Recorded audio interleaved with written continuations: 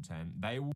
So a couple times in this channel's history, I make a video and it does a lot better than expected, and it starts a conversation in my comment section, and it starts people accusing me of certain things. Now, today I'm going to respond to a lot of the comments I've been getting on my video about racism against Indians being everywhere. As unbelievably, people were just being insanely racist in the comments, and I couldn't believe it. In a video where I was specifically using examples of racism I've seen online, people were both agreeing with what was in the video, the racism I was showing, and also bringing up new excuses to be racist and saying how, from a left-wing perspective, I'm wrong. I don't care about women, obviously, because to them, all Indians are just like savages who can't control themselves.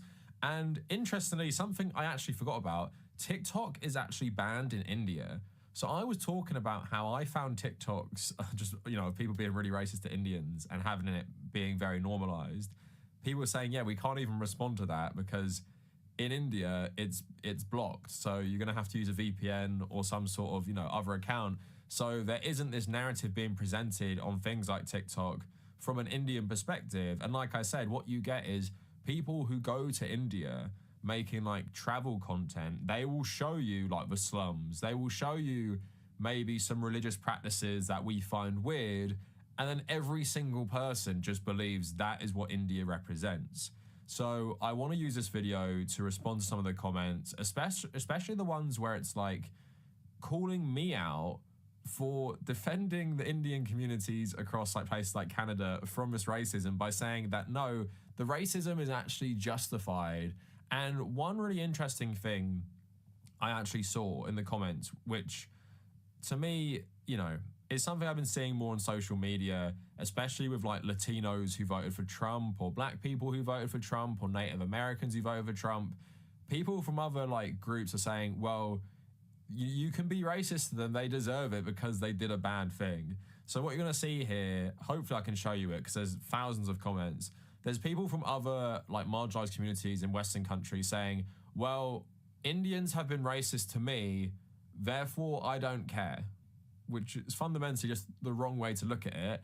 And something I wasn't ignoring, that, yeah, I know there is like racism in India itself, but that's really not what we were talking about in the video. We were talking about Western people being racist to Indians online and also being racist to immigrants from Indian countries based on like the old stereotypes of they're coming here and taking all our jobs and ruining our lovely culture. So I'm going to talk about all of that today while, you know, responding to the comments. Now, just a brief little recap, because a lot of people will actually be watching this not knowing what my video is about, bizarrely, because they wouldn't have watched that video and they'll be watching this one. But if you haven't, go watch the first video. If you want a quick summary, basically what I did is I first showed loads of racism online against Indians, especially on Twitter and TikTok, and how it's been really normalized. I then spoke about growing up in a pretty South Asian area and British Indian communities and South Asian communities. Then I spoke about, obviously, the Hindu nationalist government of Modi targeting Sikh activists and Sikh separatists in Canada. Obviously, that's been a massive international story right now. And then I spoke about the surge in Indian immigration to Canada, and a lot of it is based around Indians going to university and then getting jobs at like Tim Hortons, and just this big surge in skilled migration and big surge in immigration generally that the Canadian government want, because the economy relies on this because of its aging population in particular, and just the reaction from Canadians to basically go like fully mask off racist. And a lot of them aren't even complaining about like jobs or anything like that. They're literally just complaining about like Indian culture, which I also said, you know, for these people, how the hell do they know if someone they think is Indian in Canada that they see on the street, how do they know they weren't born in Canada? They simply don't. And a lot of them are saying because they speak a different language. I know. But obviously, you know, if you grow up around people from different countries, when you live in an English-speaking country, you know loads of them speak different languages all the time. Doesn't mean they weren't born here. So that's the context for this video. And here are the comments that I've been getting. So let's go through them. So someone calling me out, maybe someone who used to watch me, saying, I'm literally watching Hindus attacking Sikhs at their temple in my quiet hometown, bringing their cultural conflicts here. That's not to say what the Indian government has been doing, assassinating Sikh Canadian citizens. Really missing the mark on this one. Notice an overall degradation of quality and half-assed research in the last year or so, pretending that corporations and politicians aren't the driving force of his conflict, with cheap labour creating a wedge between people, gaming the system through a cottage industry of less than honest immigration practices, alongside an already struggling population, barely able to afford food and housing as it is super disingenuous. Painting this trend in such a one-sided tunnel vision manner is just disappointing. No wonder you fell off. I don't know what this person's talking about. No better than the far right with your presentation of a complex, multifaceted situation, instead preferring overly simplistic explanations that doesn't help or explain anything to anyone and just there to fuel outrage rather than understanding. Absolute hypocrite spelt wrong. Fell off is one thing I reject, and I said it in my reply. Like, I've fallen on. This is my best year ever. This video's done really well. People generally like it. But I also, if this person watched the video and think I presented like a one-sided view, I spoke about all that stuff. I spoke about the Indian government targeting Sikh activists, and I actually spoke about immigration from a left-wing point of view, and I actually said this. I said, obviously, why Canada are doing this and they, want more migrant labour is to fill gaps in the system because there's an aging population in Canada and their economy relies on this migration. Similar with Japan, which isn't doing this, but if it wants to survive in the way the Japanese economy is, it's going to have to do this at some point as well. And also, if you have an aging population and a declining population, you need people to fill in the healthcare system. And what I said in the video is basically that, yeah, like, if you want to have an influx of immigration, you need to redesign the system essentially to accommodate that, because I talked about this with urbanization. It forces people into cities. Even in a country before immigration, it forces people into claustrophobic conditions in the cities just for this labor pool. And when you're having loads of immigration and you're not changing anything about that, it's going to cause problems and it's going to put a strain on the system. I also talked about how the Canadian government as well, he's saying, like, I'm not talking about the corporations. I'm saying they love the cheap labor.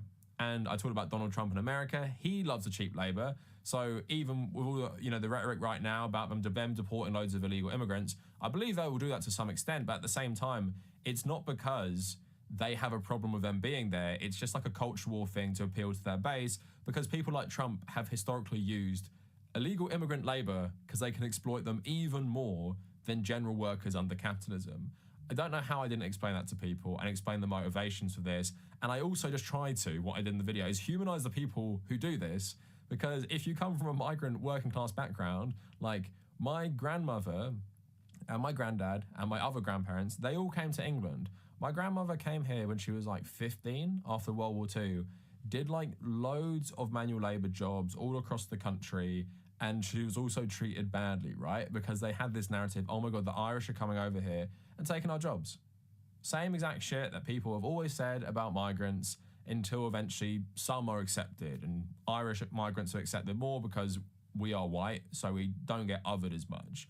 But I spoke about all of this, so I don't know how I didn't address this. Just seems like they're getting mad that I'm not being sympathetic to the cultural narrative of, oh my God, how dare they speak their own language in Canada. Someone else saying I have no idea what I'm talking about without bringing up any points to counter anything I said seems to be just based on vibes. And when you get stuff like this, and I know what they're trying to say, it says American Indians voted 65% for Trump. Now, someone explaining that if you're putting out that number, it seems pretty clear that's Native Americans.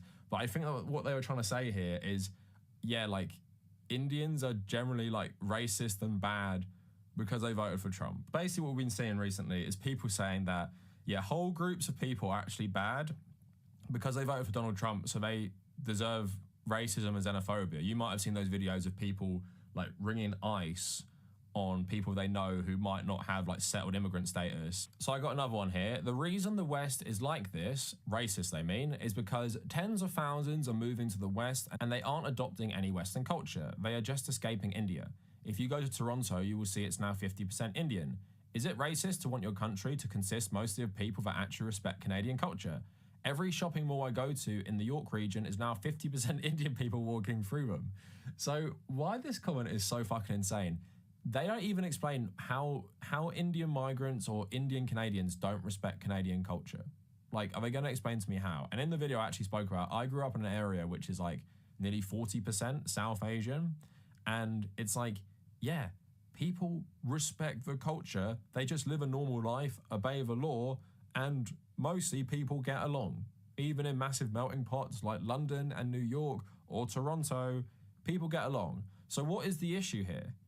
That 50% apparently are Indian, and how do they not respect Canadian culture? Is there just like a huge surge, like a huge crime wave of Indian students doing like bank robberies or something like that? Like, what is the issue here? It doesn't seem like there is an issue beyond they don't respect Canadian culture. What is Canadian culture to start with? And again, this is this woke, like fascist thing I keep talking about.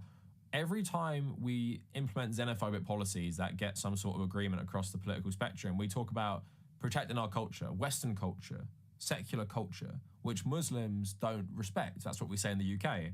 But now in Canada, they're saying, well, the Indians don't respect this either. But in England, in regards to Indian people, we consider them a part of this. So again, you can see how this becomes malleable to a different situation where they're xenophobic mainly against a different group. So in the UK, it's the Muslims who aren't compatible, it's the Muslims who don't respect us, and in Canada, it's the Indians that don't respect us. Like, how is this just not like flat out racism? Again, in a video where I'm calling out this, Indian people are mostly that way. Whether you want to call it racism or not, almost 90% of Indians have really bad manners. See, it's just so fucking insane. 90% of Indians. And I say, yeah, you've met over 1 billion Indians then to determine that 90% of 1.4 billion people have bad manners. Someone else saying, you have to see 1 billion Indians to tell if the majority of rotten eggs, acting as if right now there aren't tons of Indian foreigners coming back from America and saying all 300 million Americans are ignorant. If Indians said that, then yeah, that's obviously a massive generalization. It's pretty fucking insane to say 90% of one of the biggest countries on earth, they all have really bad manners. What people always do in these comments, they take one bad experience and like to paint a whole group of people or a whole country with it. So this is another one I saw throughout the video. Lots of people saying, I don't care about Indian, let's say Hindus getting racism done against them because Indians support Israel. And I talked about in the video that yes, a lot of BJP supporters and the Indian government support Israel. Now, look, the Indian government's official position is pretty standard to what it was. They do believe in a Palestinian state, but as we're seeing with a lot of Indian nationalists and Hindu nationalists, they support Israel because Israel brutalizes Muslims, and yeah, they hate Muslims too. And the Indian government do stuff like this in Kashmir, which obviously Hindu nationalists claim the whole of that for the Indian state. So yeah, they like Israel based on the brutalization of Muslim groups. India historically has been pro-Palestine. And also, which I probably should have hammered home a bit more in the actual video, India has one of the largest Muslim populations in the whole world. It has 200 million Muslims living in India. So if you're going to say Indians, that includes 200 million Muslims. Most Muslims support Palestine, right, across the world. So this person saying, I used to defend Indians, but now I don't, after how much hatred they spread against Muslims, again, it's just a generalization based on the Hindu nationalist government, which of course has persecuted Muslims. But as we know of most capitalist democracies, the government does not reflect the will of every single person, including 200 million Muslims who live in India itself. So I tell people to go read the comments for themselves because, like I said, I didn't reply to most of them. I've just been reading them for days. I have thousands. But yeah, the general sentiment I'm seeing in the criticism is I didn't cover the economic stuff enough. Indians are racist, so they actually deserve it. Indians are conservative, so they actually deserve it. Indians are a danger to women, so they can't come into Canada, they shouldn't be allowed. They're intolerant, they're taking over the culture, they're ruining Canadian culture, and none of it disproves anything I'm saying. Yeah, racism against Indians has been so normalized, but even in a video where I'm talking about why it's bad, obviously, people are trying to justify their racism against Indians based on things like immigration to Canada. And that seems to be the main thing that they're using to justify it. Oh my God, the Indians are ruining Canadian culture. But no one really engages with the rest of it, where I start the video showing a TikTok of a woman just saying, I will never date an Indian man again because I had one bad experience with an Indian guy I dated. And then there's loads of people in the comments of that saying, why would you do that in the first place? I showed you that some ordinary gamers guy talking about not liking Gordon Ramsay's food. only to get like insanely racially abused on Twitter for no reason but the fact he was an Indian guy who was born in Canada given an opinion on like Western cuisine or something like that. So I hope I addressed some of the criticism, feedback. Thanks for watching that video. It was an interesting one to make, and go check it out if you haven't. And if you made it this far, thank you for watching.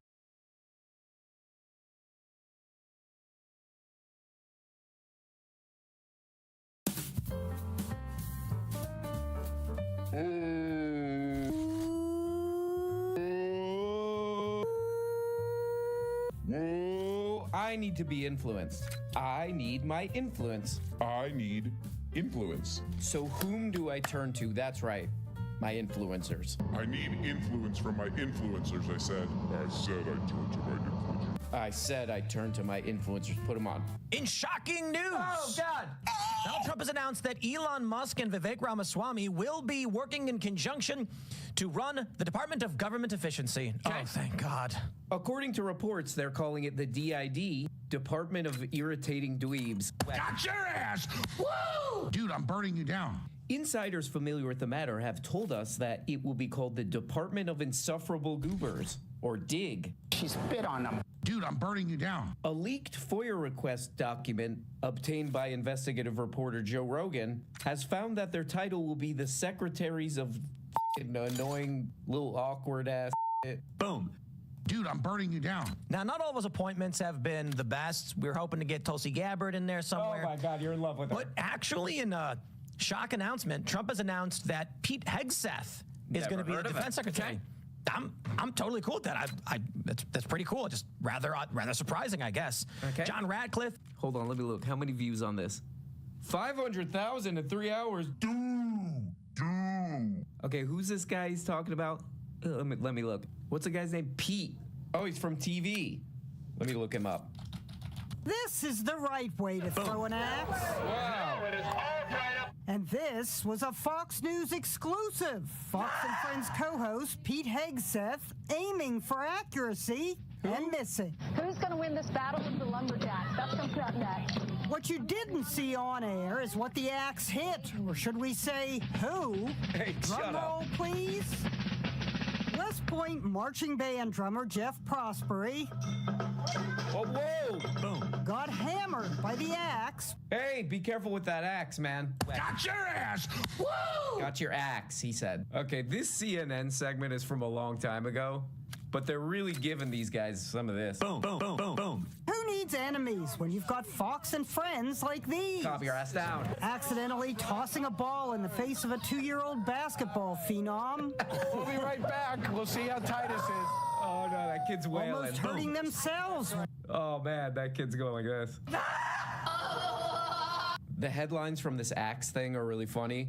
This axe. Boom, boom, boom. Ooh, wait, what are these shoes here? A little rustic looking ass shit. Okay, I'll bookmark those for later. Fox and Friends. Fox and Dead co-host sued over wanton, reckless axe throwing incident. In the suit filed in New York, the drummer guy says he was injured in the incident which this guy Hegseth, who's now in a very important position, negligently attempted to throw an axe at a target, which was negligently placed in an area which put pedestrians and other individuals, including the plaintiff, in the path of peril. Oh my God. I would totally do this if I were that military drummer, you know, and Fox News is like, hey, we're going to set up an axe throwing target, and a guy who has no idea what the hell he's doing is going to throw axes in your direction. You're going to stand right behind the target. Guy has no idea what the hell he's doing on a busy street in New York City. I think if they told me that before the segment, I would be like, oh, hell yeah, that sounds awesome. Does that guy know what the hell he's doing? Oh, he doesn't. Oh, awesome. Yeah, I'm in. You know, like Googling New York City lawyers. Hey, what are you Googling over there? Oh, just drumming practice. Drumming practice related crap. So I wrote The War on Warriors. It's not a book about how the military went woke. Right. It's a book about how the military allowed itself to go woke. Good distinction. Crucial distinction. Hey, whoa, Jay, shut up, man.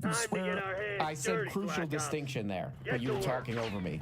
What are you going to do, throw an axe and hit me in the arm with it while I'm trying to drum next? It's an ultimate meritocracy. Exactly, that's what I'm And what saying. we've seen under Obama and then fast forward under Biden is an erosion of that meritocracy in pursuit of social justice or social experiments. Right. So it was like whoa for 4 years, and then it stopped, and then it went back. That's sick. That's sick. Get the axe. Boom. Okay, wait. Who's the other guy? What's the guy's name? Mike Waltz. Okay. Huh? Okay, this is where I get my news from. What's the guy's name? Hold on, I can't read it. Tim. This is my main influencer. This is where I get my news from. I'm confused. I'm confused and pissed off because I have been watching this guy's videos, and he's like, we got to stop all of these wars. We got to stop doing all these wars. Who wants these wars? Nobody. Okay, that's... Come on. But, oh my God, what a shock. Oh my God, shocker. It's like the most pro-war guy you could possibly pick. Oh, I can't believe it. Oh my God. Oh my God, I can't believe that. We're gonna help you, and that's. Hey, whoa. Hey, that's fresh and or fit right there. Fresh and. Well, but now what we have is a situation where Republicans are the party of the working class. Exactly. Yeah. So the Democrats can't run on that anymore. They are. And anti-war too. Now they're anti-war. That is crazy. Anti-war working class. That is a crazy statement. This next part is both funny content-wise and production-wise. Temple must have somebody funny working OBS or whatever. Check out this combo of the things this guy is saying, and then the cut. These ideas have been actually ingrained into America now. The Democrats have become the party of the wealthy elite, and they look down on Americans. Right. And Donald Trump made it abundantly clear that even though he's a rich guy, he doesn't hate Americans or America. He did it when he did when he went and got in the garbage truck. That's a sign. He did it when he went and he sold when he was selling McDonald's food. That's real. He did it when he bought a boatload of McDonald's and had it in the White House. That affected me personally. He speaks to the American people and he says, I don't hate you. I know that I got a lot of money. I know that I'm a different kind of guy. But I don't hate you. And the Democrats have been telling Americans that they hate them for at least the past 15 years. Every time. Just a shot of a guy on his phone, just scrolling through his phone while this guy talks. This is a great moment in podcasting right here. Time they lose an election, Still on him. The government, Still on every him time they lose an election, they say, I'm getting out of here. I don't want to be, I'm ashamed of my country. They say nothing good about America unless they're winning. Somebody's playing a prank on this guy. The 1619 Project. America's inherently racist. America's inherently sexist. Everything that the Democrats. Let me look at those texts. Who are you texting? Texting your girlfriend. You're sick, man. You're texting your girlfriend. You're texting her. You're writing, who's cuter than you? Nobody. Democrats say is okay.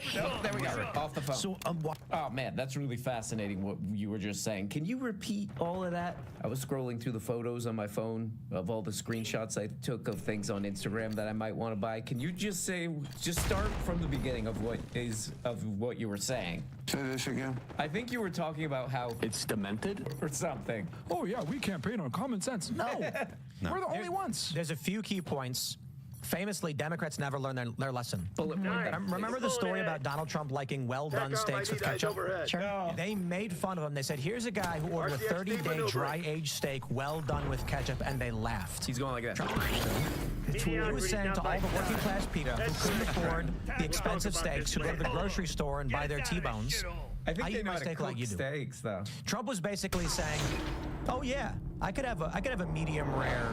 I'm just like you slobs. I eat steak in a bad way. I eat steak to the point where it tastes bad, like you idiots. I eat steak just like you guys. I burn it and then I throw it in the trash. Sounds like this.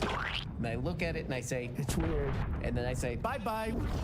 Because it's in the trash, as previously mentioned. Filet mignon with some black garlic at a fancy restaurant. Truffle oil. Truffle oil, all that good stuff. Herb butter, that's the thing that the rich people love. They love their herb butter on their steak. And instead he said, give me well done with ketchup, because that's what the people do. I'll eat like the people today.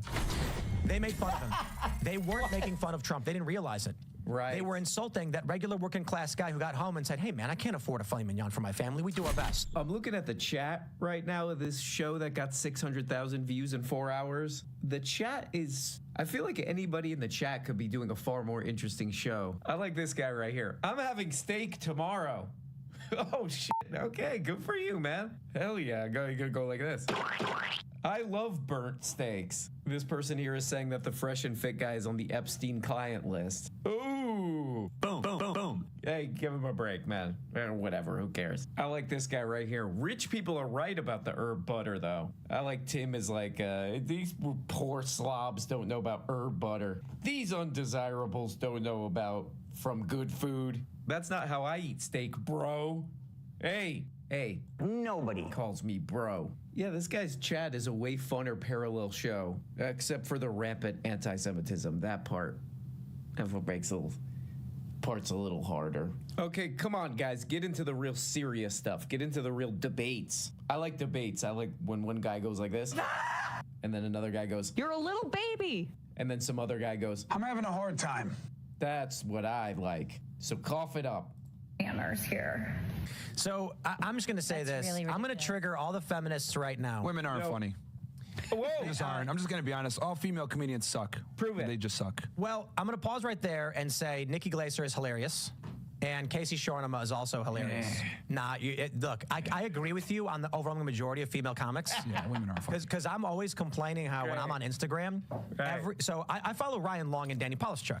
And their bits are hilarious. Never heard of them, though. The emotional intelligence bit they did, women are more emotionally intelligent than us. Like, they have the emotional cut to a intelligence. woman, and she's like, yeah.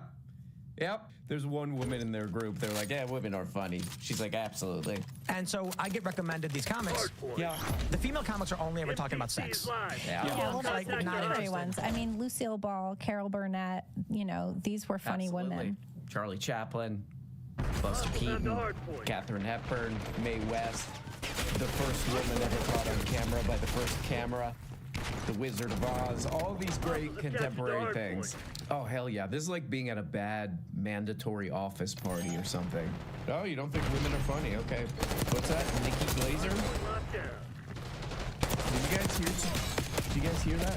Yeah, this is such an odd moment to catch on camera, to catch on multiple cameras, where it's like the Fresh and Fit guy and these other dudes are there and they're like, women are generally speaking, first of all, Generally speaking, Chinese people look Chinese.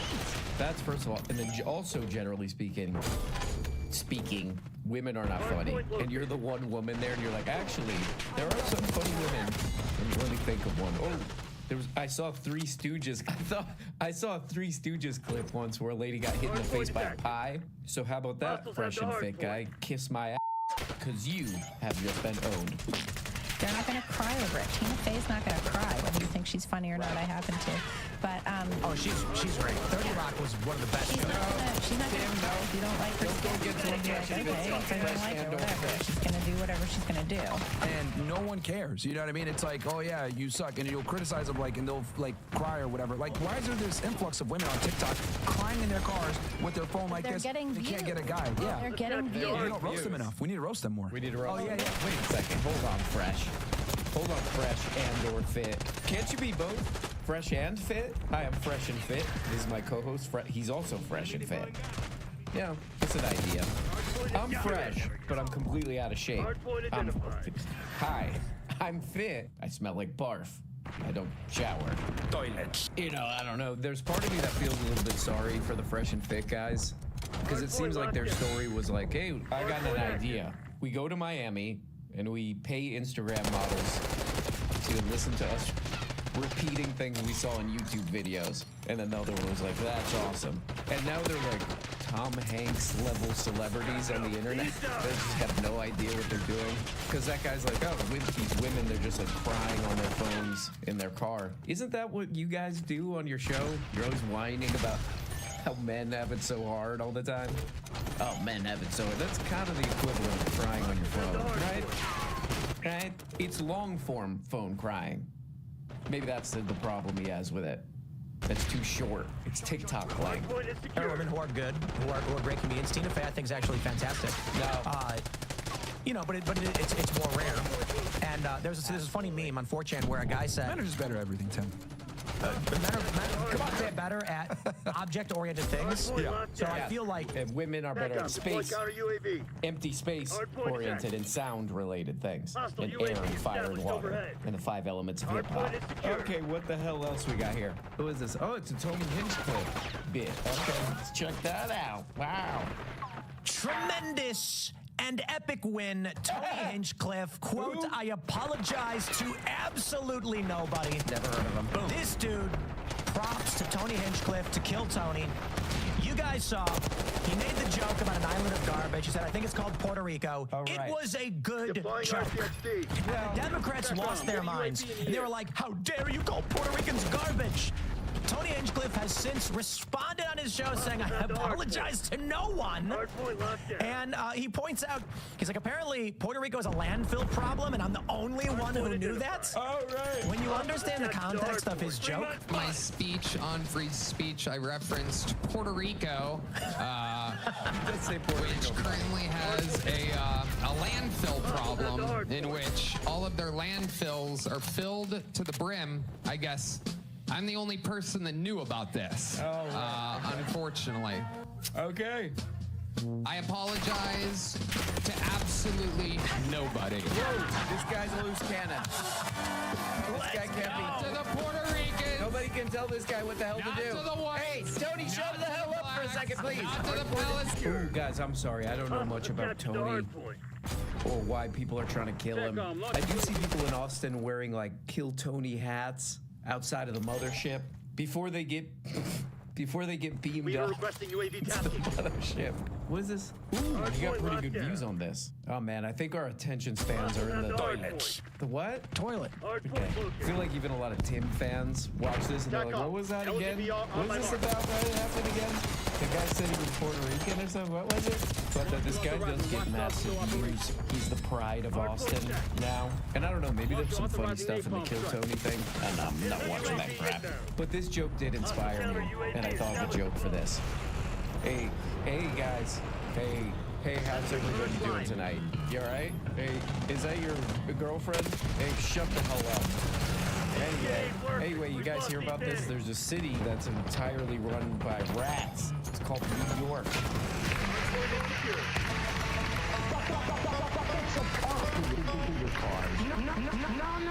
The part of that clip that was going around that probably everybody has already long forgotten by now of this guy, Tony.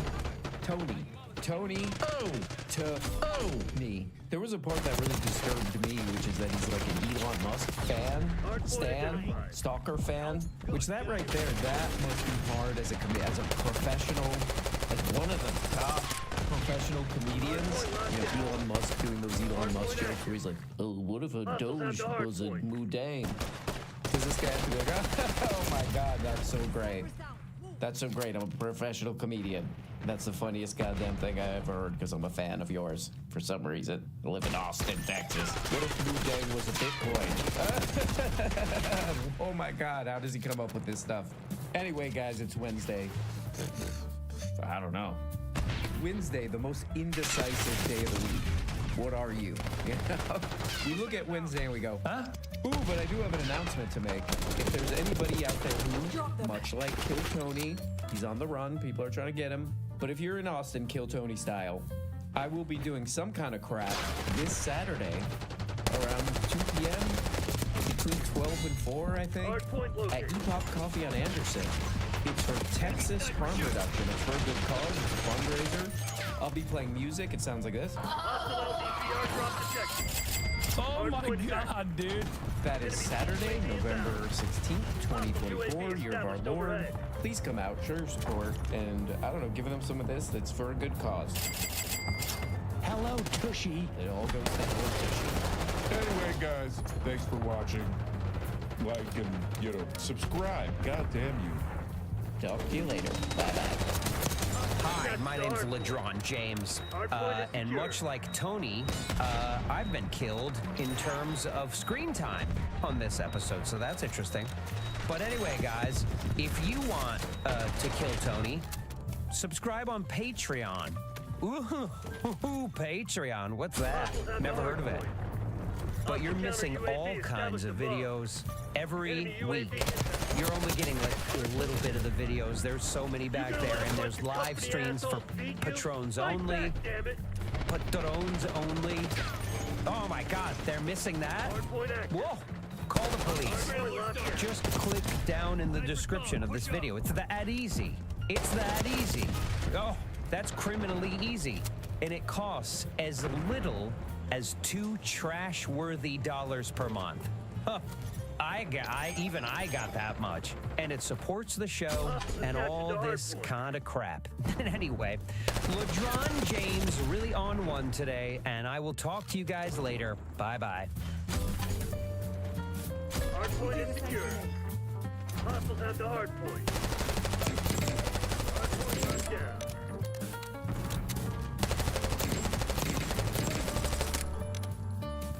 Hostiles have captured the hardpoint. Hardpoint located. RTX maneuvering. Scout post running. If you were to say a few of the events in 2024 that led to Trump making the greatest comeback of all time, what would you say that was?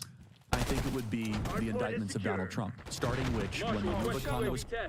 No, shut up. Oh, God. Oh, my God. It's actually wonderful hearing at least like different takes from what the dumbass liberals are saying. Oh. Rob, can you pull up Kirk's TikTok account? Okay, so check this out. Look at this here. Zoom in a little bit, Rob, if you could. 49. 50 million, let's be honest. 50 million. 37, keep going. 13A, 22.6, 23, keep going, Rob. This is just in the last minute. 22, 21.7, 23.6, 20, 20, 16.4. Go a little lower. 9.2, 8.5, 14.3. 60 million views on a daily basis, okay, while you're going through this. Now, Charlie, there's Instagram, that's a different audience. There's YouTube, different audience. You got radio, syndicated, different audience. When you're in the streets or you go places and people say, I watch your stuff on radio, I watch your stuff, I listen to your stuff on radio, I watch you on YouTube, I watch you on Instagram. How often do you hear TikTok? TikTok is 80%. Unbelievable. And, you know, I hang out in the streets a lot. That's what I'm let me say a couple of things on TikTok. I'm blown away by this. And look, we do a lot on social. We do a lot on podcasting. And praise God, the podcast is doing really well. So we were trying to get... By the way, he's being modest. It's a top 5 podcast on Apple and Spotify right now while we're speaking. Right now, if you look at him, he's top 5 Apple and top 5 Spotify. Please continue. Thank you. Yeah. And so we've been trying to get on TikTok for a while. And TikTok had a censorship regime that... I'm so sad. I'm so discouraged. It's just, there is no... Ugh. All of the worst, evil, monstrous pieces of shit are winning in this process, and it makes me so sad. It just sucks. We just keep giving the worst scumbags the greatest platforms. It was very sensitive to topics that we would discuss on campus, and we kind of just said, forget it. Well, it's interesting, and I have a whole theory that October 7th was the event that led to the end of the Democrat Party, and I could lead it through 4 or 5 different examples. And I think Chris would actually agree with this because it's just an objective analysis, not a partisan one. And the buried lead of the October 7th was that it got TikTok banned. And remember, the TikTok ban stalled based on just China concerns. But TikTok was the hub of a lot of the anti-Israel sentiment that was brewing with Gen Z. And then all of a sudden the TikTok ban got resurfaced. Mitt Romney said at a security conference, we are banning TikTok because it is sowing anti-Israel sentiment in the United States. So TikTok gets banned, and our team, we had this idea like, hey, TikTok is in a place where they don't want to get banned with an incoming administration. Let's send out a tweet saying, hey guys, let's do one more chance. If you treat us fairly, we'll become TikTok's like biggest right-wing fan, right? And I will and they reached out and they were great. They said, here are our rules. We will transparently enforce them. Again, they're very, very sensitive. People talk about trans stuff. Oh my God. So TikTok, out of fears that they were going to get banned, gave the right wing another faucet of propaganda. Dude, Republican cry bullying is why Meta is so right wing. God, what a spectacular fuck up. What a spectacular failure.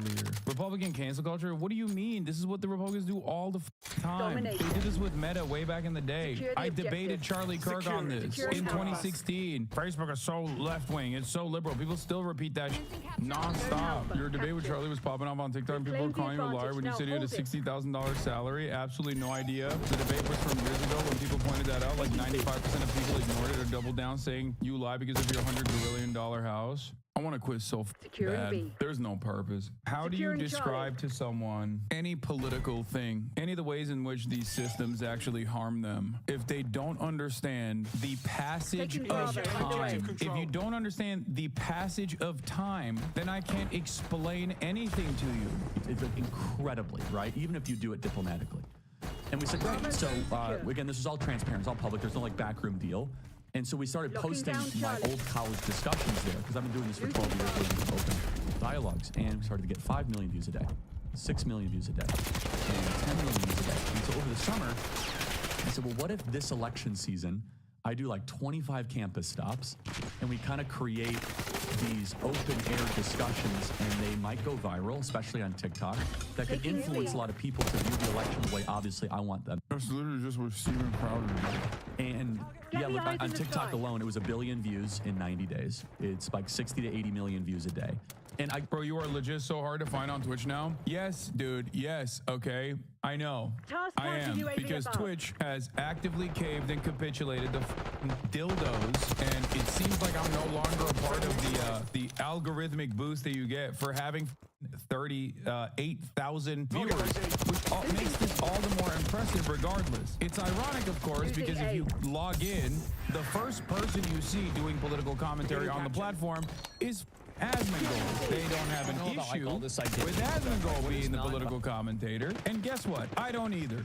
If that's what they want, then that's what they want. There's not much I can do. The reality is, while Destiny and so many of these other people say that I am Twitch's golden boy, Twitch very clearly is not treating me like it's golden boy. That's it. Having said that, however, I get really annoyed when people are constantly like, oh, dude, you're being blacklisted. Dog, I have 40,000 viewers, okay? 40,000 viewers are literally directly tuning in because they expect me to do political commentary, okay? That's it. And a lot of people reported saying they couldn't find me on the front page of the election on mobile. I had 313,000 views, dog. It doesn't matter. I just hope that we can put to bed these idiotic conspiracies that I am somehow Twitch's golden boy. But that is yet another example of platforms being stupid and responding to right-wing cry-bullying. That is how it works. So before you go, Hassan, I don't understand.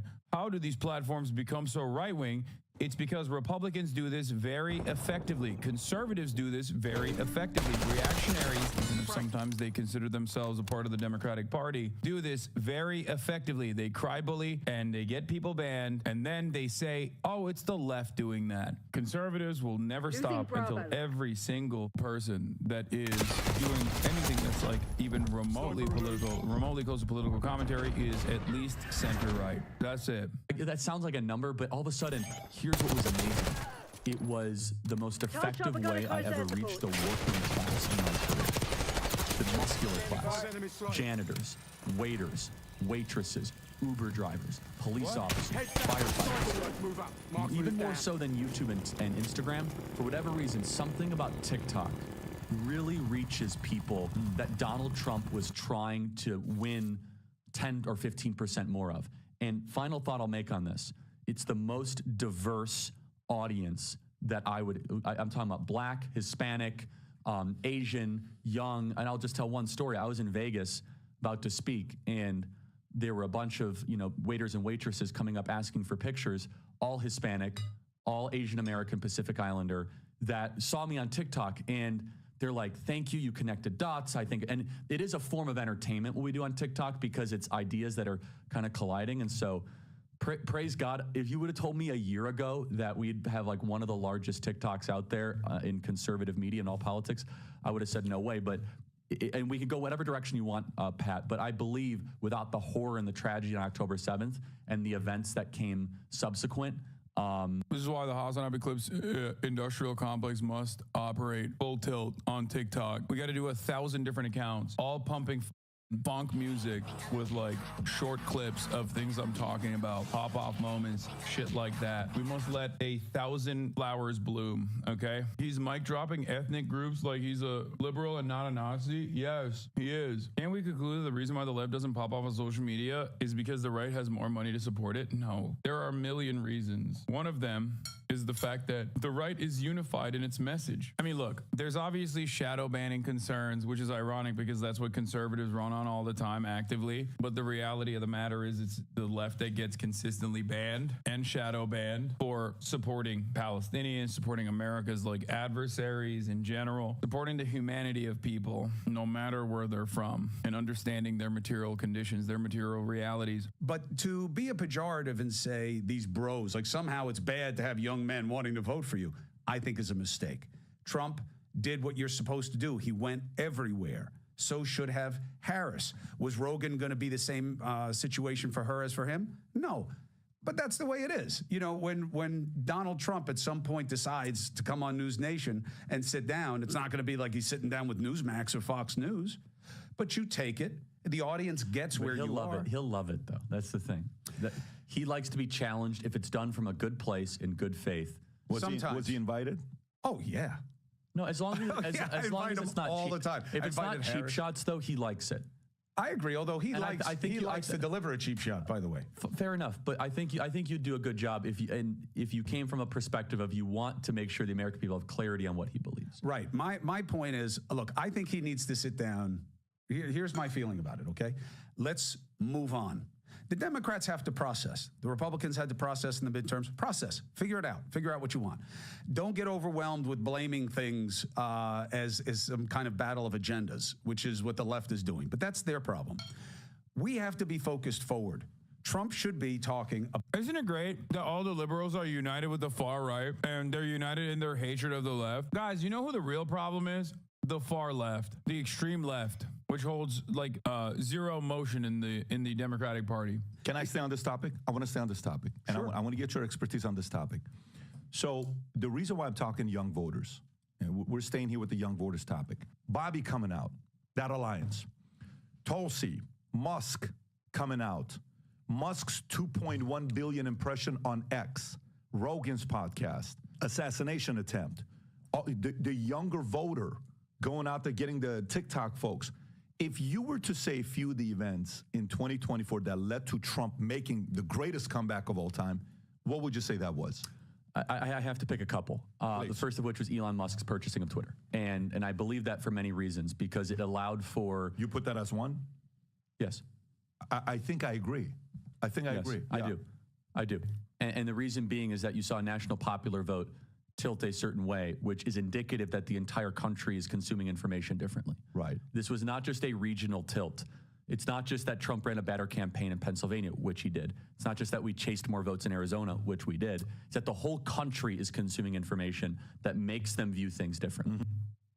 I do not agree. Say I'm wrong all day, every day. This is the Republican version of we need to podcast our way out of this problem. Doesn't matter. You are getting duped by the Republican method of what you see from every liberal outlet writing articles about, think pieces about how, where is the left's Joe Rogan? I'm here and I'm telling you right now, that's dumb. That is dumb. You cannot podcast your way out of this issue. The only reason why the podcast circuit worked in Trump's favor was because he can come across as personable, and that was where all of the remaining voters that he could capture were at. But most importantly, Biden was tremendously unpopular. Americans were suffering. Americans wanted to blow this shit up once again, just like they did in 2016. And the unaddressed, unexamined material harms that they were experiencing were utilized by Donald Trump. All the while, Kamala Harris depressed her own voter turnout by constantly hugging and kissing Republicans and saying she's going to be the gay Nikki Haley Republican Party. How could this have happened? You look at turnout, Donald Trump didn't hemorrhage his base of support all that much, whereas Kamala Harris did. Blaming Biden, lol. Well, yes, of course I'm blaming Biden. What the his brain was leaking out of his ear. Are there Biden defending Republicans out there? I'm blaming Kamala Harris and I'm blaming Joseph Robin and Brandon. The f do you mean? Wait, so you're blaming Biden's body? I'm blaming his obvious delusions. Biden is not just a scapegoat. He directly was the problem. Biden was a problem when he picked Kamala Harris early on, knowing full well that he did not want a VP that could outshine him because he wanted to, one, and he openly said this, I pick a black woman as my VP. I'm not racist. Vote for me. That was number one. He chose Kamala Harris from a field of even more qualified black women that he could have probably gone after. Two, he put Kamala Harris to task in the jobs possible. Basically sanitation, running side quests, forcing her to go to Guatemala to be like, do not come. Made her the border czar. That's number two. He made Kamala Harris do all the jobs possible because, and I repeat this once again, he did not give a about being a transitional candidate, despite the fact that many voters believed that he was the transitional candidate. I remember telling you before he dropped out that Kamala was the wrong choice because she was pushed by the DNC and was going to be way less progressive than Biden, who would have won, by the way, but you didn't listen. Yeah, I said at the time that Kamala Harris is the best possible route here, and because there was no other alternative, and there wasn't. There wasn't enough time to run an open primary. A lot of people fantasize about an open primary, and maybe it could have been successful. Maybe there would have been a stronger candidate. There definitely would have been a stronger candidate from the open primary. I will admit. I just don't know if a better candidate from the open primary would have been able to defeat Donald Trump in such a short period of time. Because at the time, the Democrats were offering some level of, stability and being the adults in the room. Turns out people didn't give a shit about that too much. Anyway, listen, it's not about having an open primary. There should have been a primary. That's it. Biden shut that off real quick. Then, foolishly enough, they did an early debate where the entire world found out, oh my God, the leader of the free world is brain dead, like medically brain dead. He still refused to drop out. Then he dropped out and tanked Kamala Harris's chances every step of the week, every step of the way. Did everything in his power to make sure that, Donald Trump won, basically. Kamala Harris could have separated herself from Biden's administration and presented a different pathway forward. Kamala Harris was far from the best candidate. I agree. I, was very critical of Kamala Harris. In 2019, I ripped into her quite a bit, but she's a goddamn adult, okay? Now you could say, because it's inflation, all that. Sort of. But national public polling shows that there was this moment where the country started to care more about immigration. The country started to care more about what's happening in Ukraine. Public attitudes were changing, and I believe that is because we had a platform that finally allowed freedom of speech, because all the other ones were clamping down on it. So I think that's number one. And then number two, I think it would be the indictments of Donald Trump, starting when the Rubicon was... Shut up. Oh, God. Oh, my God. It's actually wonderful hearing at least different takes from what the dumbass liberals are saying. Oh, what a breath of fresh air, dude. That's amazing. I'm glad that I'm at least hearing something different. Fareed said the same thing. Yeah, dude. People were really, really invested and tapped in to the comings and goings of Donald Trump. They actually thought, they're not coming after Trump, they're coming after us, but he's in the way. That's what they thought. Yeah, it's like saying Roseanne Barr endorsements were what really moved the needle in Trump's direction. Alvin Bragg indicted Donald Trump in New York for this ridiculous, just concocted pile of garbage that no one could explain. And Donald Trump was then viewed correctly as a martyr by his supporters and a sympathetic figure to the people who couldn't afford groceries. And for a regular person, the equation, the formula is built. I can't afford stuff that I used to, and the guy I've been told to hate is now facing prison time. That doesn't make sense to me. And so then what happened is that regular everyday people would go turn on the networks and say, okay, help me understand this, MSNBC. Help me, because a lot of people would give the benefit of the doubt. They said, okay, and they heard nothing but he's a Nazi, he's a threat to democracy, and he must be locked up. And regular people didn't buy that, and then where did they go, PBD? X, to Twitter, and they saw a different story. And so I could keep on going, and then finally, the day, what day did... Dog, people didn't even give a f*** that Trump got shot. Shut the f*** up. They literally don't care. They were like, one party is not One party is saying we got to preserve these institutions. The other party is saying we're going to blow up the institutions, but it's going to lower your prices. And they were like, okay, institutions haven't helped me. I'll go with the blow up the institutions guy. That's it. People didn't even swing in Trump's favor after he got shot. Get the out of here, dude. Yeah, they were like, dude, the way he tried to tie the grocery prices thing back to Donald Trump is just the hallucinations of a pure sycophant. Okay, that's it. He straight up was like, oh, we're trusting the polls now. What the do you mean? The polls were correct. What are you talking about? Are you a polls were wrong guy? Is that what it is? Why? He only saw one poll. He only saw the Jen Seltzer poll, and he's like, oh, the polls are so wrong. What are we talking about?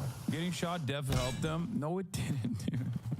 Wait, what? Getting shot was such a non-issue that Ben Shapiro stopped talking about it, like, immediately after. Getting shot did not end up swinging this in Donald Trump's favor. People do not like Donald Trump. Also, nothing really moves the needle that much in today's discourse anyway. Like, that's the other reality. It's just our news cycle is so primed, is so fast, that multiple world-changing events happen over and over again. Some did predict it was going to be a blowout one way or another. I did. And it would have been if Joe Biden stayed in the race. But that still would have been more so on Joe Biden than Donald Trump getting shot. To be fair, his approval ratings were the highest ever in the months after, and I think he attempts help with that. I think his approval ratings increased. Getting shot might have played a role in this, but I think his approval ratings increased because he was just more prominent. And I think his approval ratings absolutely increased because he kept showing himself as a personable figure on every avenue that he could go on. When the disapproval rating of the sitting administration is so high, the alternative to that is going to understandably get more popular. Did Elon Musk endorse Donald Trump? July 13th, the day that Donald Trump got shot in Butler, Pennsylvania. And I believe the hand of God was on Donald Trump. I really do. I believe that it was 1 millimeter that, saved his life. But then Elon Musk going all in. You know this. I mean, I read Elon's book, the Walter Isaacson one. It's unbelievable. He's like a laser beam. When Tesla's not hitting its objectives, he sleeps on the floor of the Tesla factory, the Gigafactory, until it's done. If the rockets aren't getting up on time, he dedicates his whole life. If he wants Donald Trump to go to the White House, what did he do? He lived in Pennsylvania for 45 days straight. And I can't believe the JFK still alive guy was right behind him when he got shot. That's even crazy. Dedicated his fortune, his time, his energy like a laser beam. Nothing else mattered. And when you had that kind of focus from obviously the highest capacity person on the planet.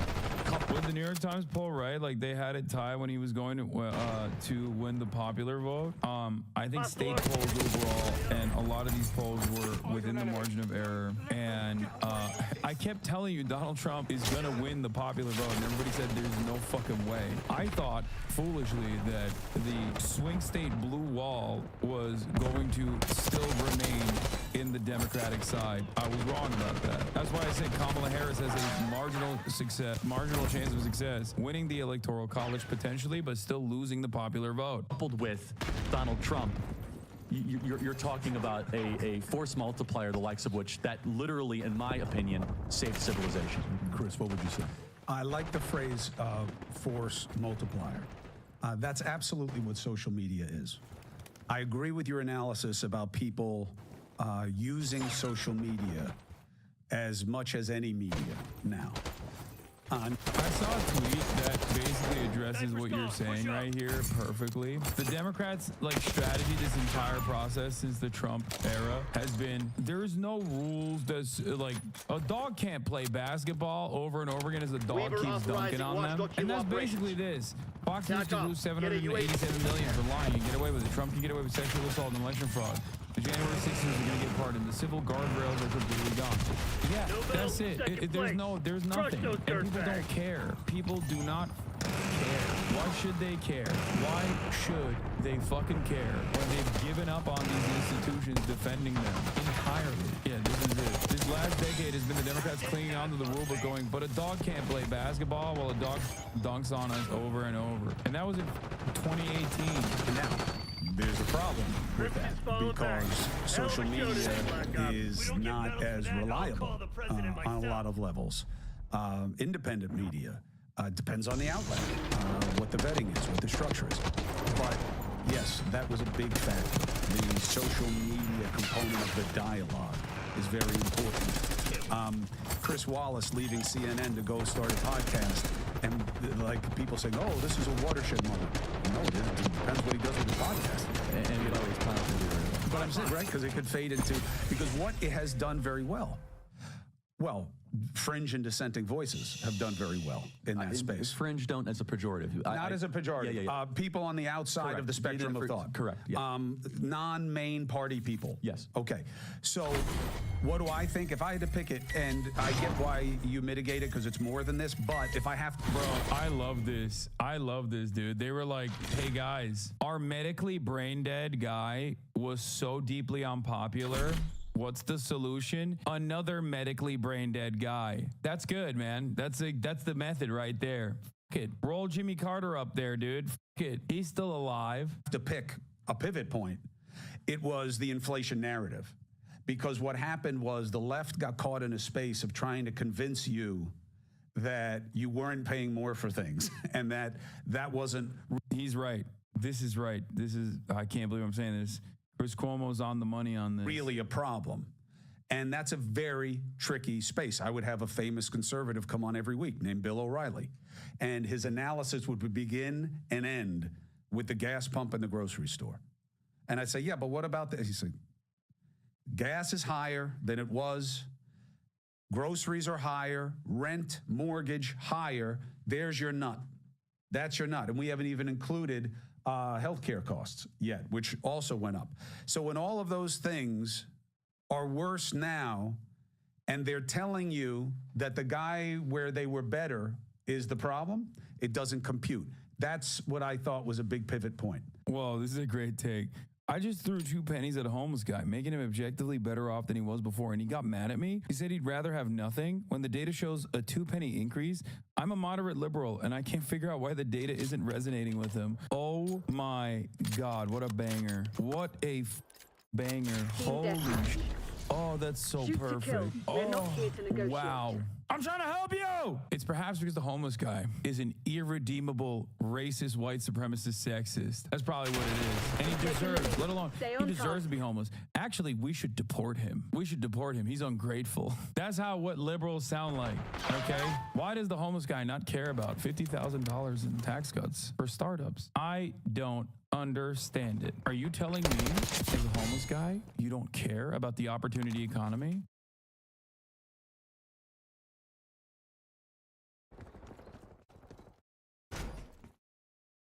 So we've established now that Donald Trump is actually not anti-war, not anti-neocon, but at least he's for free speech. And at least he's for not allowing the government to interfere with free speech and, keeping ideas from free-flowing. The government should not get involved in promulgating what ideas go out. Well, here's Donald Trump putting out one of his policy videos. This is, I don't know if people are going to fully realize when you first hear this just how effing nuts this is. And I will say this, and I said it in 2016, I would bet this has already happened. But if you look at the ETFs of private universities, they just shot up. They create basically a little mutual funds of just like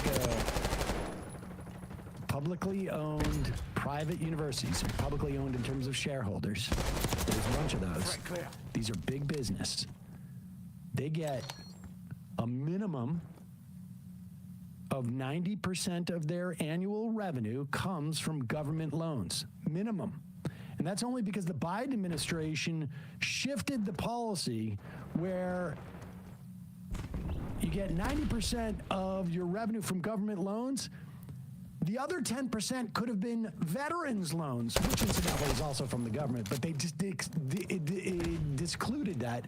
They have put it into, under the Biden administration, they said, well, we're including veterans loans too, because that's government loans. So you got to go out into the private marketplace and find some bank that's willing to finance these student loans for the other 10%. They barely could do it. And now, this is Donald Trump basically telling them, don't worry, Not only am I going to take all regulations off of for-profit universities who have a history of ripping people off, even things like Trump University.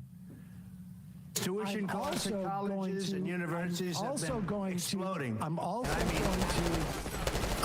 going to use this same authority that's going to unleash the forces to allow for these private universities to essentially profiteer off of the misery and desperation of people. I'm also going to use it to intimidate all other universities that don't get government funds. Tuition costs at colleges and universities have been exploding, and I mean absolutely exploding. While academics have been obsessed with indoctrinating America's youth, the time has come to reclaim our once great educational institutions from the radical left, and we will do that. Our secret weapon will be the college accreditation system. It's called accreditation for a reason. The accreditors are supposed to ensure that schools are not ripping off students and taxpayers, but they have failed totally. When I return to the... That's actually not the primary purpose. It's partly. The purpose is to make sure that people are getting an actual legitimate education. And he is now going to use this as leverage to force all universities, on one hand, to do what he's about to propose, and then also to let other ones off the hook and allow them to essentially scam people. Like a Trump University, which was unaccredited, 100%. Which he was sued over. So it's rich for him to say, it's called accreditation for a reason. Well, you would know, buddy, because you lost a bunch of money with your unaccredited garbage school. Ripping off students and taxpayers, but they have failed totally. When I return to the White House, I will fire the radical left accreditors that have allowed our colleges to become dominated by Marxist maniacs and lunatics. We will then accept applications for new accreditors who will impose real standards on colleges once again and once and for all. These standards will include defending the American tradition and Western civilization, protecting free speech, eliminating wasteful administrative positions that drive up costs incredibly, removing all Marxist diversity, equity, and inclusion bureaucrats, offering options for accelerated and low-cost degrees, providing meaningful job placement and career services, and implementing college entrance and exit exams to prove that students are actually learning and getting their money's worth. Furthermore, I will direct the Department of Justice to pursue federal civil rights cases against schools that continue to engage in racial discrimination and schools that persist in explicit unlawful discrimination under the guise of equity will not only have their endowments taxed, but through budget reconciliation, I will advance a measure to have them fined up to the entire amount of their endowment. A portion of the seized funds will then be used as restitution for victims of these illegal and unjust policies that hurt our country so badly. Colleges have gotten hundreds of billions of dollars from hardworking taxpayers, and now we are going to get this anti-American insanity out of our institutions. Okay, well, that's good. Now, I am okay, and this is also a teachable moment for Republicans and libertarians. I am not against regulation. I am, but there are regulations I am against. So it's one thing to regulate based upon some type of generic educational and pedagogical standards to determine whether someone's actually getting a baseline for an education. It's another to say, we're going to impose curriculums on you, or you're not going to qualify as an educational institution. And that's what he's talking about here. Yep. That's what he's talking about. And I can go Google ETF for-profit colleges. They will know the truth right there. These are for-profit universities that target very often one of their primary targets are African American women in their 20s or 30s who are at work. They have no college degree. They are finding they're bumping up against a ceiling, and they are convinced that if they get that college degree, they're going to be able to move their careers forward. And they get student loans from the government.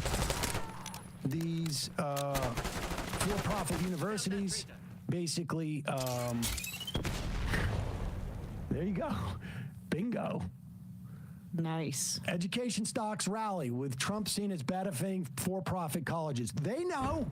Love that education is a part of our speculative marketplace. That seems like a healthy way to They know. society. They know. Well, that's what a lot of charter schools are too, and that's why they want to get rid of the Department of Education. That's a part of Project 2025, which Matt Walsh was gloating about, saying, actually, we were lying, LOL. It was the plan all along. Of course it was. But at least Trump's funny on memes and things like that. That kind of works out. We'll see if Put your head down and tying secure the target. educational accreditation standards to the nature of the curriculum being taught, pro-American holds up in court. But really, if it doesn't, he still achieved what he really wants to do, which is to loosen the accreditation standards for these for-profit colleges that you just saw their stocks went through the roof. All right. I got on my hobby horse there about that, but this is what it was going to be a series of things. That was disturbing. It sounded like Stephen Miller wrote that. And by the way, sorry? The Western civilization part. Yeah, and the lesson that Trump took from the first administration essentially is that we're not wasting my time with the ranked prejudices of the world. So, Stephen Miller is going to be extremely senior and probably acting with urgency, given the fact that they feel like they were thwarted by the establishment Republicans last time around. Andrew from Vermont. I'm going to read this one. I'm a few years younger than Sam, and I've only voted Dem, except for Nader, my entire life. The smug, way off base post-election takes from most of the Democratic establishment makes me want to only vote third party from now on. A, let me say these type of tweets you should wait on. And B, honestly, if you're going to fashion your politics around like this type of sort of like a grievance to your sensitivities, then you don't have any politics. You don't have any politics. This is honestly like the equivalent of, somebody was mean to me at a cocktail party, and therefore I'm against Medicare for all. I mean, this is, of course, the Joe Scarboroughs, of course the Nancy Pelosi's, of course whomever are going to come out and they're going to attempt to influence the future of the party in a direction that they want it to go. And you can be offended by that, and you can say, since they're going to engage in this competition, I'm going to walk away and give them what they want and spend my time, doing nothing, essentially just, running on some type of treadmill where even if I was to, get off it, it wouldn't be for anything. I mean, by all means, go organize third-party folks for your local elections. Very helpful in the long run. But to get turned off because they're engaging in some type of political fight and they're on the other side, and your response is, then I'm going to take my ball and go home. Like, what are you doing? If you have more contempt for liberals than the fascists right now, I think you really have to kind of reorient your worldview at this point. We can say like we're contemptuous towards them for getting us in this situation, but right now the task in front of us right now is resisting this extremist presidency that now has essentially unchecked power. So, and that includes. And they're out. Like they're out of the hole, and we can chase them. Like I think time is actually now to like fight them, not 100%. Not like remove the battle. Like now is actually time to go to their necks. 100%. And they have nothing to defend themselves. I'm okay with having more contempt for those people than anybody else, but you can chew gum and walk at the same time. It's irrelevant, but as long as your contempt for them is not like, oh, I know I'm going to show them, they're going to get everything they want. I'm resigning. I'm resigning. Like, that's not, that is the worst use of your contempt. I think the contempt is fine. Right. All I'm trying to say is make it proportional and make it so that, like, we're clear-eyed about what we have in front of us right now. 100%. And you should be able to have enough content to go around. But yeah, this is a time, and this in particular is when a lot of like these sort of like, because in 6 to 8 months ago now, we're gonna barely have any type of memory of this, and people's ideas of what this election about and why they failed is gonna get cemented. So this is not the time to say they're being stupid, I'm not going to engage in an argument with them. This is the time to say they're being stupid and I'm going to win this argument. And honestly, the quality of the people who are making this argument right now, it's diminished. Like in 2016, there were a lot of wrong lessons learned, but at least we have these folks like Chris Murphy in the Senate who are acknowledging the problem very directly. Like, it's still more of the cranks and the radical centrists and the Seth Moultons who are making the cases that they are. But they're fewer and further between. This is such a failure in so many ways that I'm a little bit more hopeful, although, gosh, it's hard to be right now, that they're going to learn some lessons from this, but we have to make sure that we're militant about that. Small D Democrat. How do y'all think the fact that Trump can only serve one more term will affect his administration's approach to governing? I mean, I think he's going to basically say, guys, I want this part over here that's going to make me all the money. And you guys report it to me once every couple of weeks and tell me how the rest of it's going. And that's about it. I mean, he already didn't do any work his first time around. Like, there were reports that his staff would take things off of his desk so he wouldn't sign it and he would just forget about it because he would impulsively ask for something. He's going to basically probably, I think, do a Dick Cheney and just like give all the stuff he doesn't want to have to worry about over to J.D. Vance, which is almost scarier than it would have been if he was just acting off the cuff. We're going to take a quick break. And then we're going to come back in front. We'll take some of your IMs. Hostile counter UAV established above. Hostile UAV established overhead. Bear with us as we try and sort of like step back and take a calibrate our emotions. Calibrate our emotions. Launch a UAV. But during this the next couple of weeks, we're going to be contemplating like what's the direction of the show.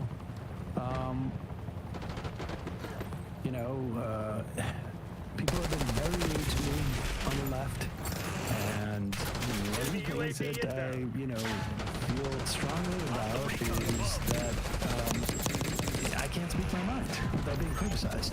Yeah, that is a problem, and so therefore we're joining the Daily Laugh. Someone called you a man with testicles or a person with testicles, and now it's time to...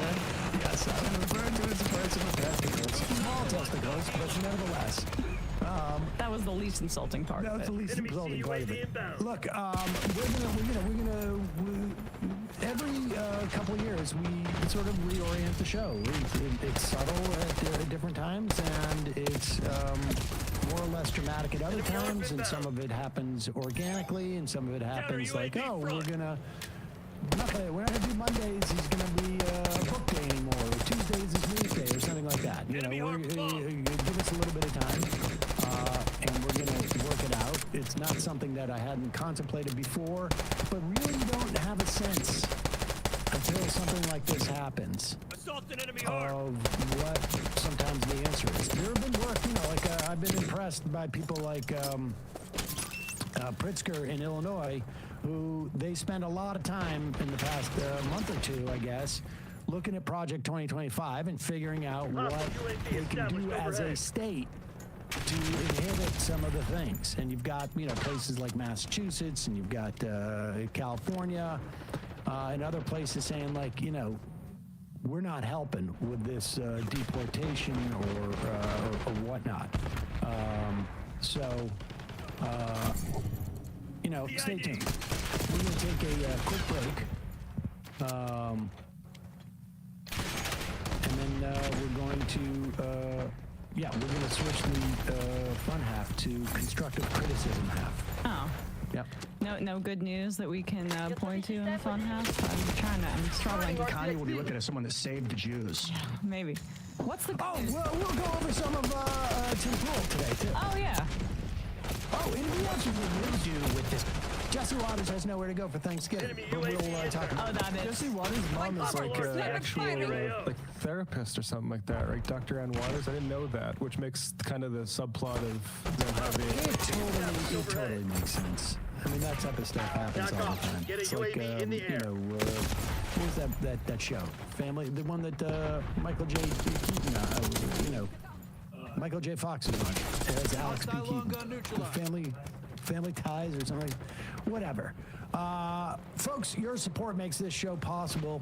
You can become a member and join the literally tens of you who have become members this week alone as a way to support our efforts going forward. You can become a member at jointhemajority.report.com.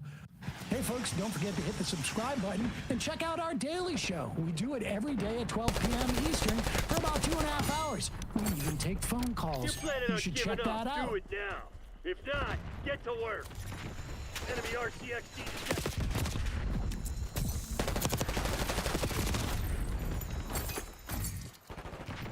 Remember that whole thing, Emma? About Donald Trump is, anti-war? Is anti-war. Now, we should also remind you, the amount of droning that he ramped up, even from Obama's numbers, dramatic. He pulled us out of no wars. Reminder. Biden dropped drones to almost non-existence. Got us out of the Afghanistan, and also Saudi Arabia. We stopped arming Saudi Arabia's assault on the Yemen.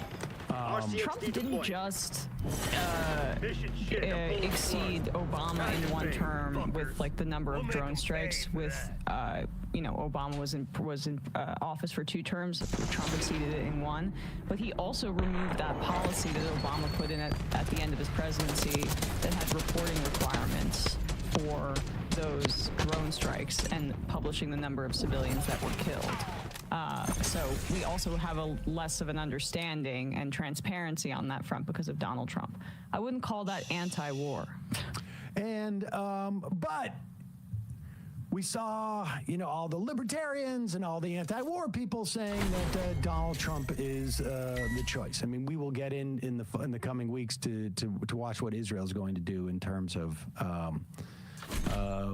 Gaza. I mean, everyone, we have documented, I feel like, as well as any situated where we are, on what the Biden administration had done in terms of encouraging Israel's attacks in Gaza. But with all that said, here I give you your new Secretary of State, not Secretary of Defense. This is just the one who's supposedly going to be diplomatic. Diplomacy. Yes. Well, was it a mistake? That's not the same question. The question I was asked is what you know now. Well, based on what we know now, I think everyone agrees. Was it a mistake? Was it a mistake to go to war with Iraq? I'm asking you. Yeah, I understand, but it's not the same question. But I'm asking. That's the question I'm asking you. Was it a mistake? It was not a mistake for the president to decide to go into Iraq because at the time he was told. I'm not asking you that. I'm asking you. In hindsight, yes. The world is a better place because Saddam Hussein is not there. So I wouldn't characterize it. But I don't understand the question you're asking. I'm asking you, knowing everything, as we sit here in 2015. But that's not the way presidents don't. A president cannot make a decision on what someone might know in the future. But that's what I'm asking you. Was it a mistake? It was not a mistake for the president to go into Iraq based on the information he was provided as president. Well, all right, so that's his way of saying no. Trump called it a big fat mistake in the debate stage. But he was afraid of going against Trump. But we can, that was all the way back in 2015. I'm sure he is. Go time. Capture he the is objective. literally, he has changed his tune. In 2016, this is interesting. He uses the phrase "New American Century." Now, for people who have listened to this program for 20 years, you will recall that the neocons, RCXD rolling out. Douglas Feith, Pearl, Wolfowitz, Cheney, et al., essentially had developed a whole worldview as to what America should do in the wake of the fall of the Soviet Union. And I think it was 1993. Many of those people got together and created a document, a document that was a function of a group called the Project for a New American Century. And what it called for was American hegemony to be maintained by allowing for low-grade wars all around the globe so that nothing could rise and sort of like aggregate into a force that would challenge American supremacy. But here's Marco Rubio. When he ran, he was running on, oddly enough, a New American Century. Huh. I mean, now, it's possible that we had not heard of Dick Cheney or Paul Wolfowitz or Douglas Feith or Pearl or any of these neocons. A small possibility. I think Jeb Bush was also involved in that. He was sort of in the Florida area. Anyways, here is Marco Rubio in 2016.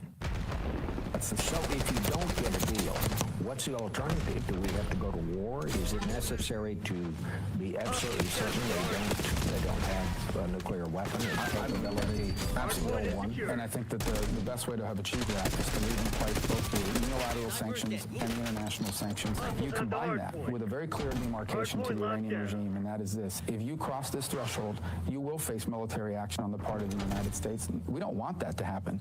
But the risk of a nuclear Iran is so great that that option must be on the table. So if it came to that, that would be an option that you would actually absolutely consider and use. And let me tell you why. If we don't do it. If we don't do it, who's going to do it? Israel's going to do it, I guess. The bottom line is that we had a deal in place in 2016 to inhibit Iran's, to the extent that they had any weaponized nuclear aspirations. Now, negotiated by his office that he's going to assume pretty soon. Exactly, and of course that's not going to come back. Hardpoint is active. And I think this is an indication of the likelihood of war with Iran has increased.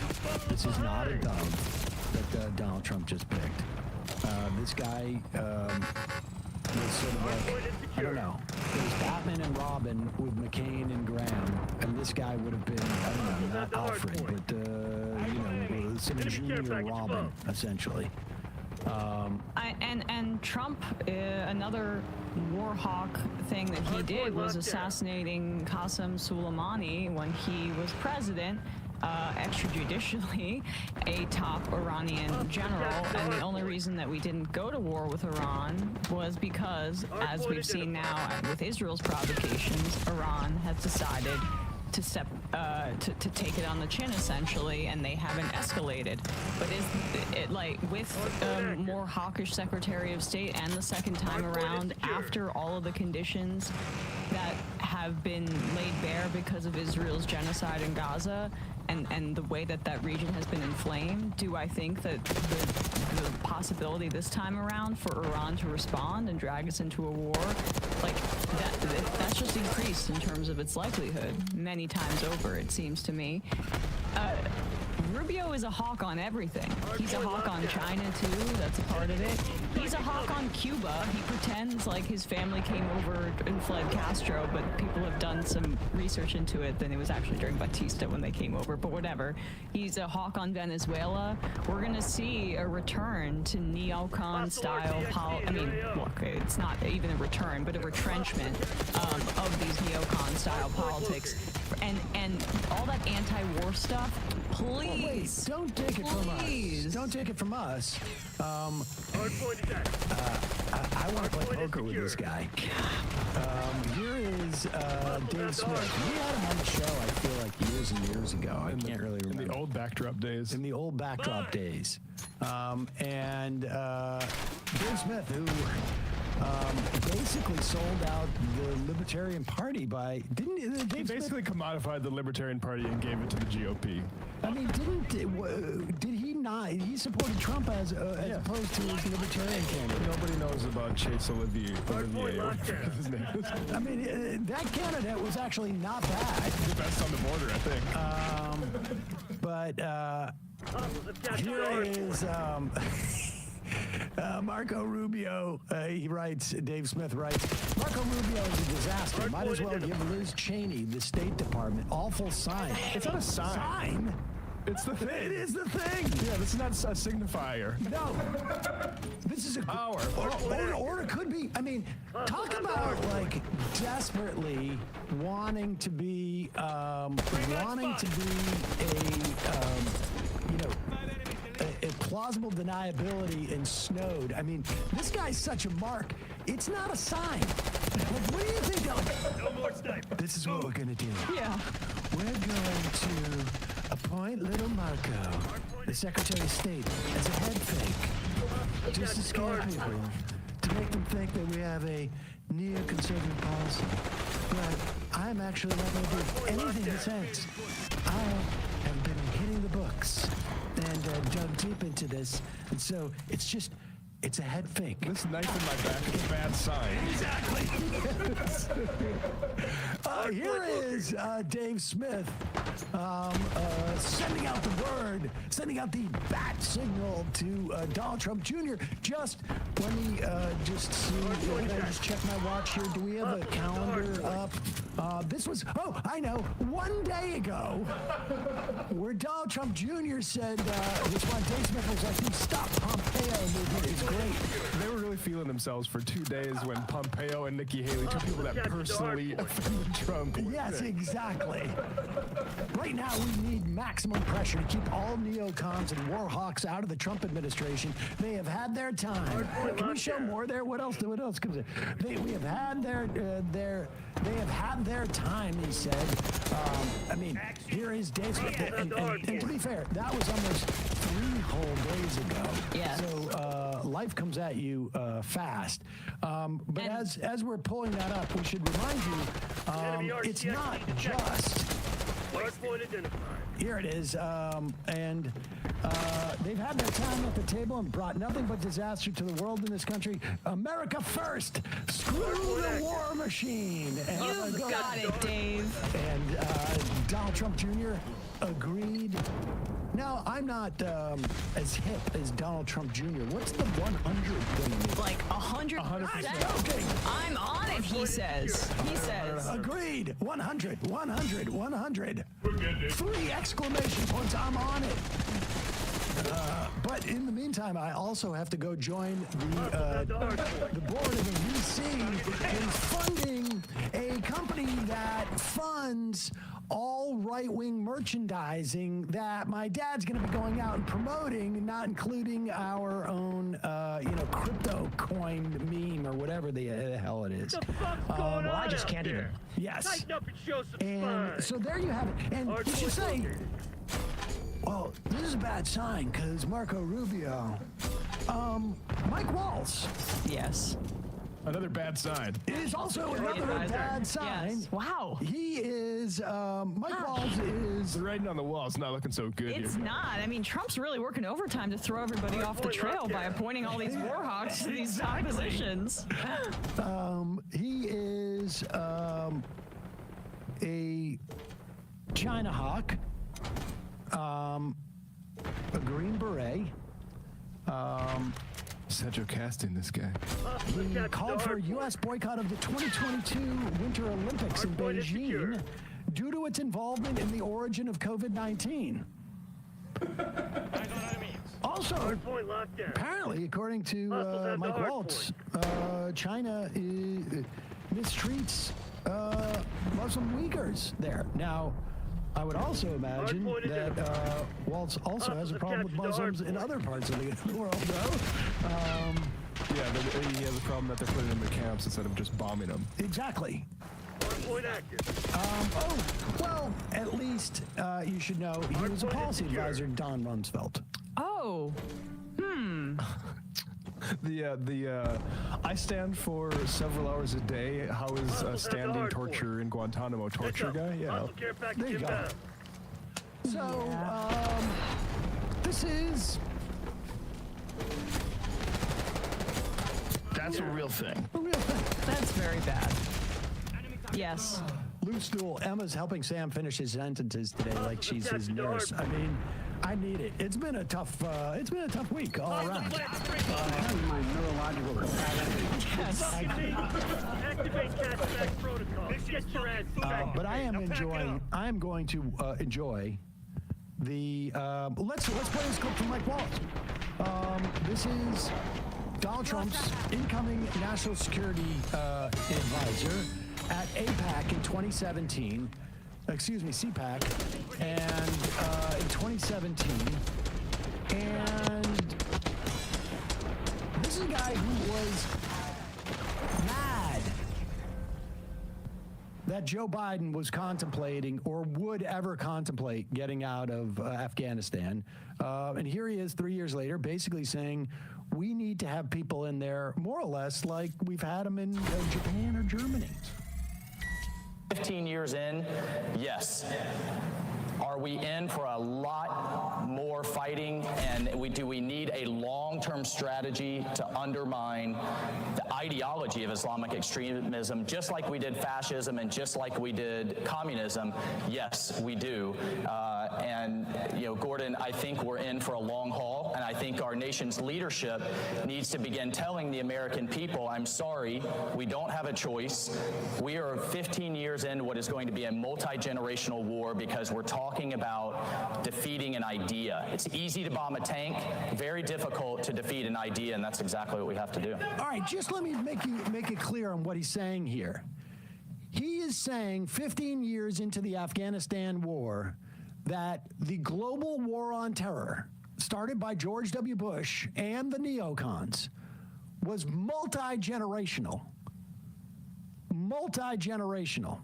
Not, it's going to take a generation, but multi-generational, and he is saying this 15 years into the war. This is a guy who is 100% on board with the global war on terror. Very, very excited for young folk to begin to hear this, this term again. Reintroduced by the Republicans who brought it to us in the first place. These are Donald Trump, and this is a failure of Democrats broadly, specifically of Biden, specifically of Harris as well, of the Democratic leadership, of our media. Donald Trump is unique in a couple of ways. He's a lunatic, like a legit, I think. Also, he's sassy with his verbiage, and he will mimic giving a blowjob to a microphone in a way that a lot of politicians are afraid to do.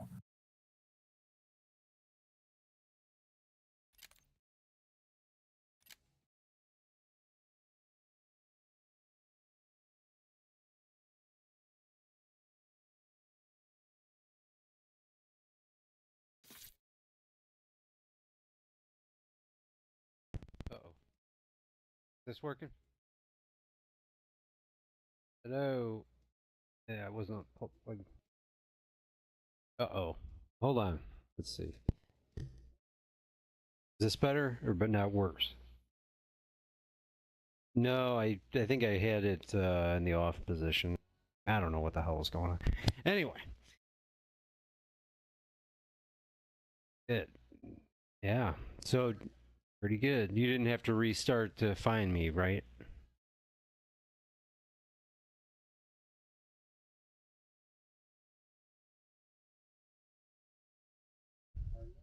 Yeah. Seems like we've been having better luck, right? Like it's usually okay. Yeah. Yeah.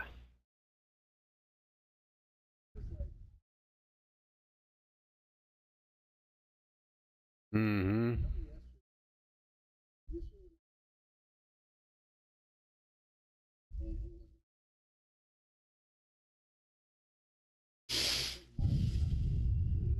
Hmm. Hmm.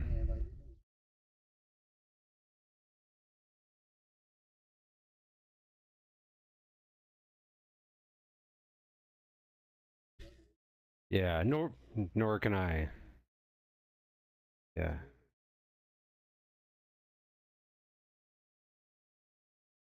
Yeah.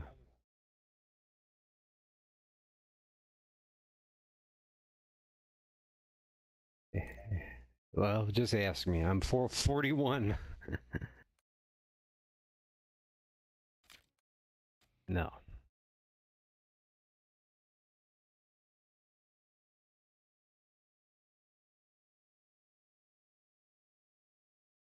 Yep.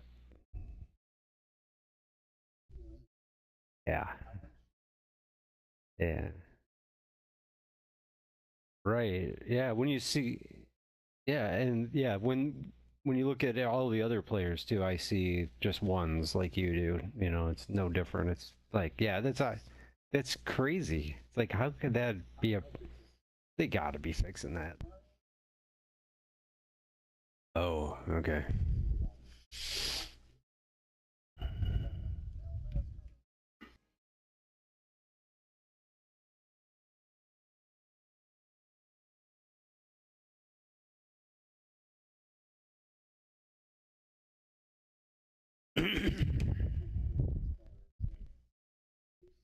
Yeah.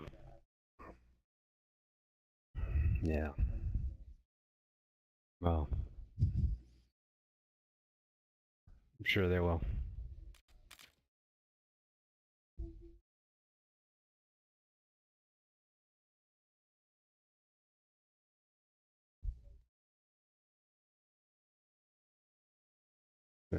Hey.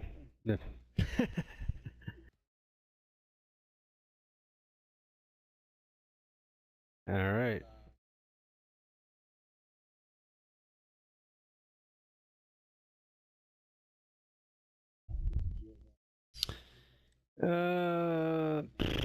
No, just headshots with pistols and spy cam bullshit. Yeah, back to spy cam. This is my second one. Mm-hmm. Mm-hmm.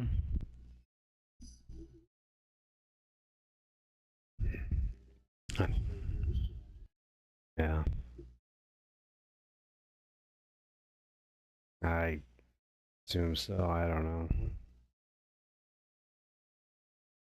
Yeah, with all the, you've played a lot more matches than I have in this season or this new game here. So I don't know. That is kind of weird that you haven't seen it at all. Maybe I'm being punished for not playing enough.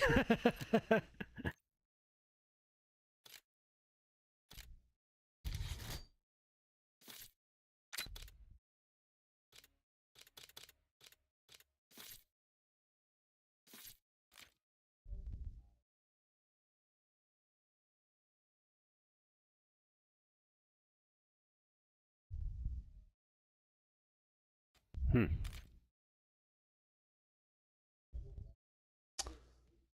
41, yeah.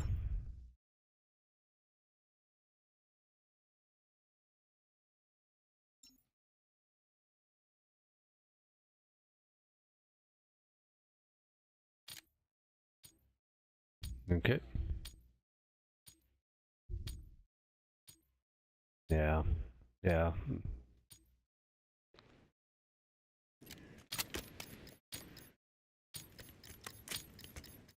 Dominate. Green light. Go, go, go. Lock it down, Charlie. Controlling Bravo. Bravo is on. Cover my ass while I work. All right. I'll be sure to ask you when I encounter. We've taken control. You fucking blind. Securing out. Losing Bravo. Location secure. Maintain current posture.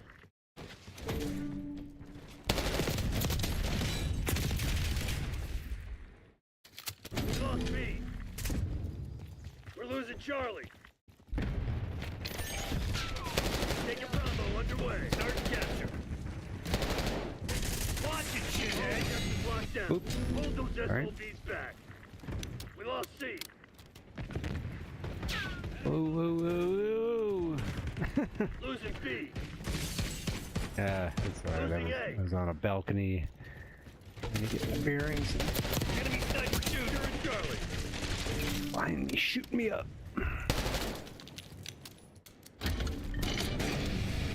All locations locked down. Hostile long gun working. We've lost Alpha. We have security still in. Good lord. Taking A. I have to rust off here. Taking C. Bravo. God damn it. Sniper's gone. Push up.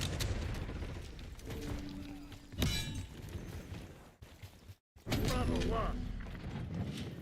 Back off. Commence Watchdog Helo mission.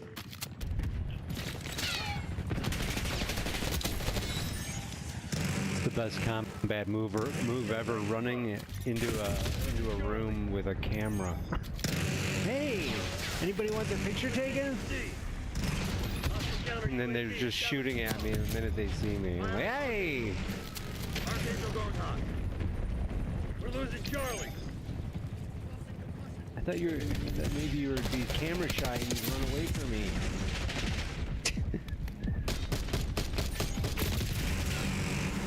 They're taking C. Hostile long gun neutralized.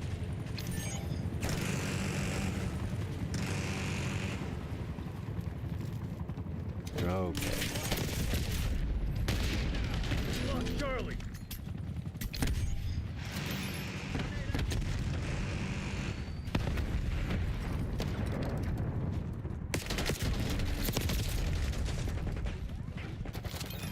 Breaking out rocket launcher. Securing C. Enemy sniper shooting. Charlie secure. Tagged and bagged. Taking B.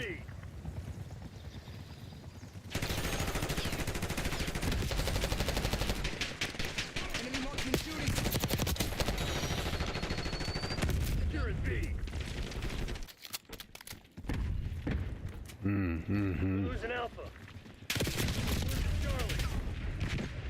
All locations secured. Hold your position. We lost C. Oh, dude. Oh, yes. Melee. Dosing concussion. Melee worked. Eyes on. No more sniper. Ooh, I'm on the OBJ. Oh. Taking C. Alpha secure.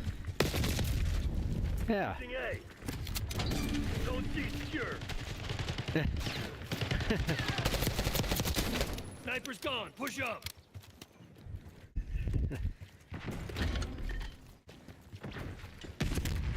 They're taking C. We're rolling on the objective. Charlie. Objective capture in progress. Oop. Dexter. He's dead. He's dead.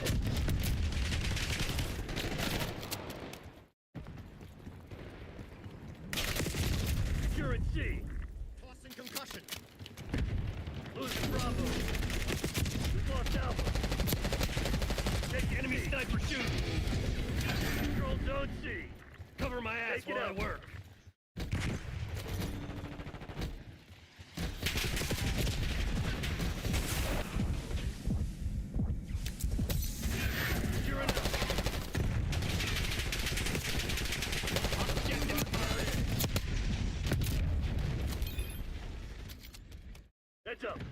Care package inbound. Losing A. Oh god, I just Frag thrown. Taking the objective. Watch my 6. We're losing Alpha. You fucking blind. Oops, sorry. We're losing Charlie. Bravo zone secure.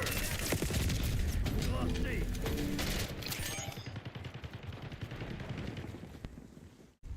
Spring mine disrupted. What? Oh, come on. Secure it, zone Marksman deleted.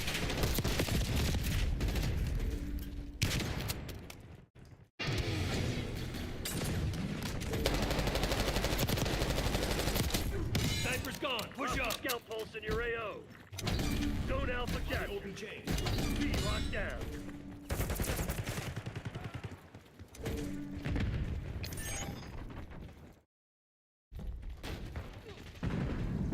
Secure Charlie. Yeah, I know of them. I don't have like any album or anything by them, but I've seen some performances online.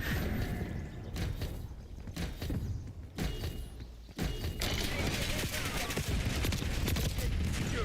Maintain current posture. Well, they also had that movie. I saw that movie that they made. That was pretty good. Whatever. Yeah, Pick of Destiny. That was pretty funny. Enjoyed that. We lost Charlie.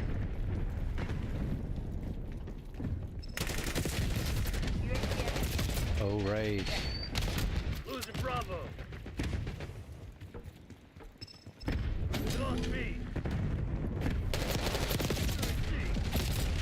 Right, yeah.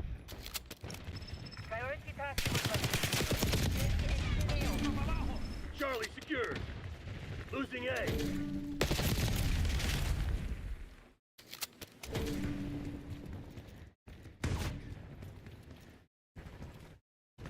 I guess just yeah.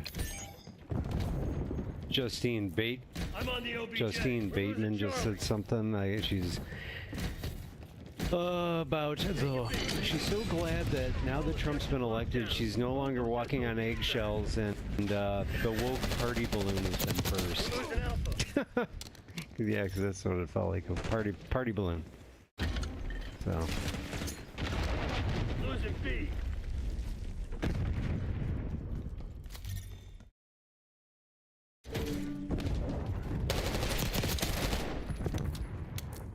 I think they just mean anybody who probably prefaces or follows their name with their pronouns. That to them that's woke.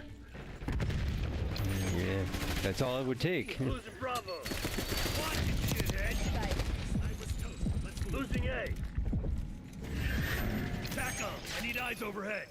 UAV commencing surveillance operation. Bravo lost. Yeah.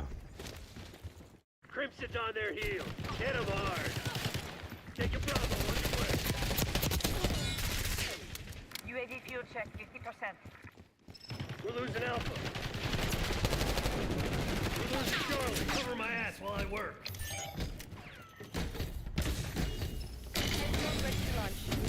All locations Woods authorizing Hellstorm. Dig into the woods. We lost C.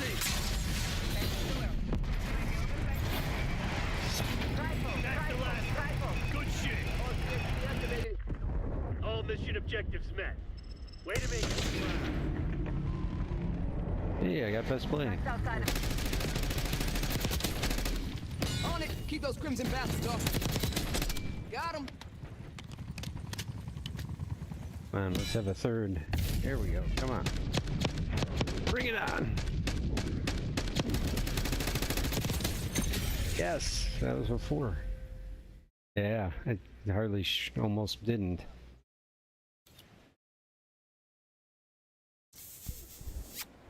That was my first best play, I think. Finally got one.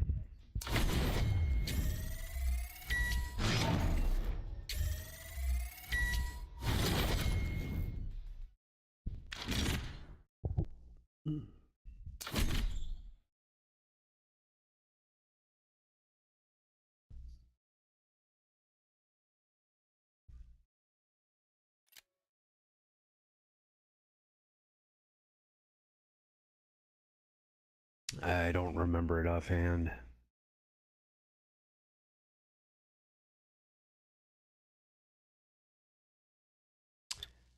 Oh, okay. Okay, I think I know. Yeah. All right, I will. Oops, I gotta vote.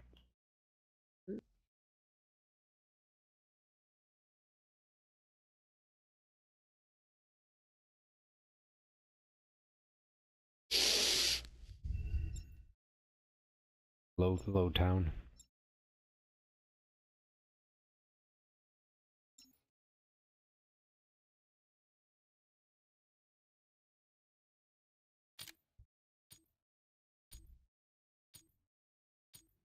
Hey, did Matt Gaetz really get elected to be Attorney General? Did that happen or did that not go through? It went through? CIA, you're cleared hot. Work your frag list. Yeah.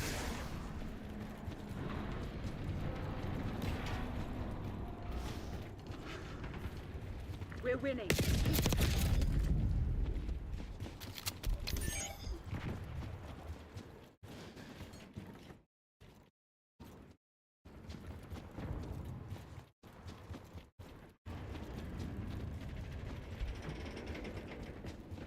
Yeah. In the lead. Yeah, right? That is so insane. I kind of wished like Biden would just like throw him in jail and just be like, "What? I'm the king. I can do whatever the fuck I want." You know what I mean? Like,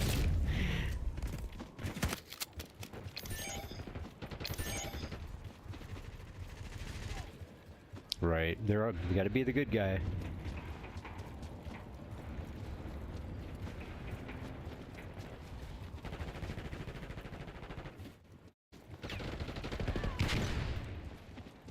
Yeah.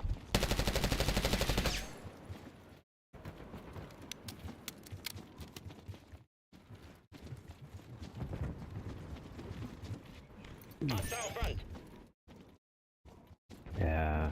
Yeah, I don't know. Right. Right. The lead Right. is ours.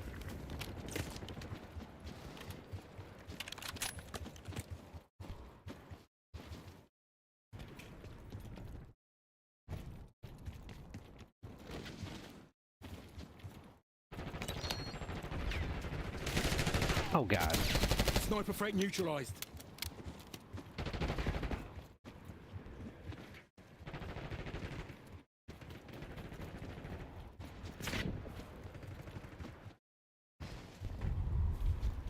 Yeah.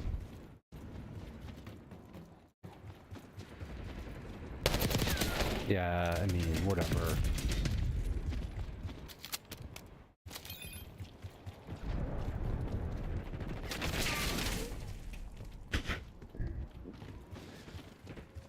Yeah, I know.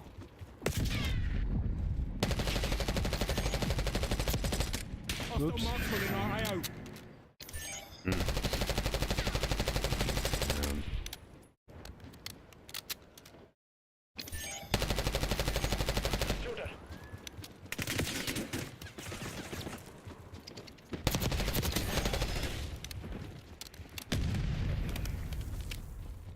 Yeah, it's pretty brazen to be asking for money now, man.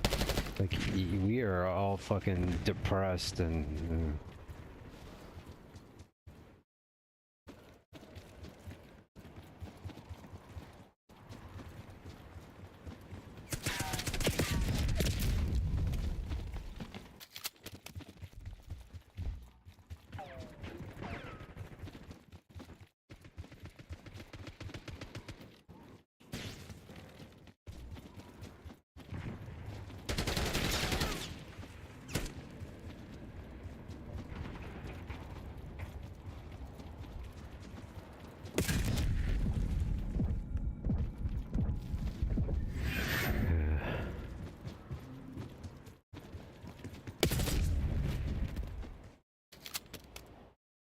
Buddy, there he is.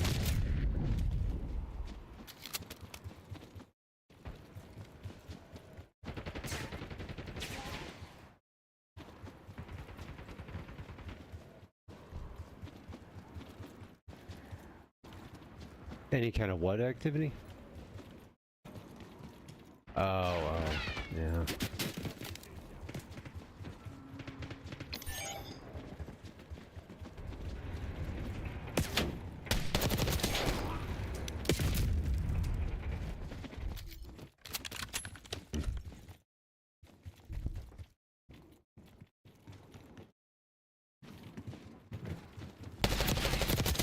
Slot.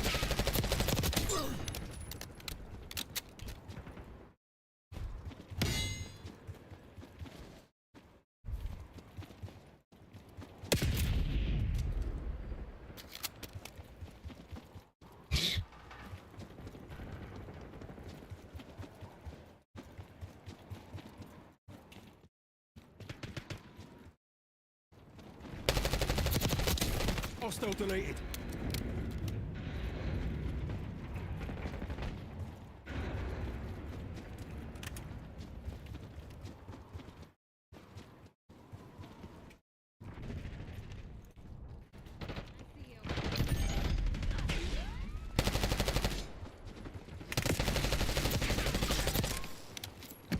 Was there any kind of email from the chancellor about the election loss or anything like that, or?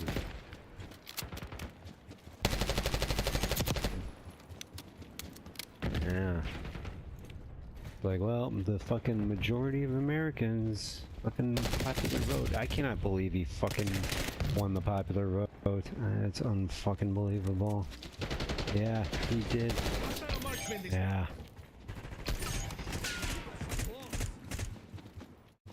Yeah.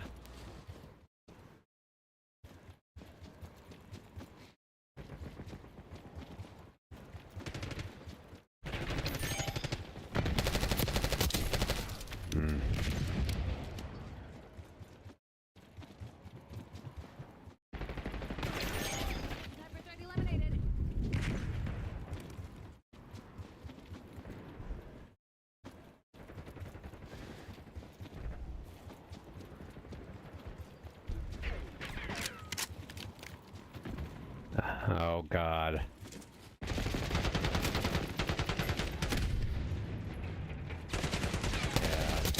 Sniper threat neutralized. Heads down. Sniper working.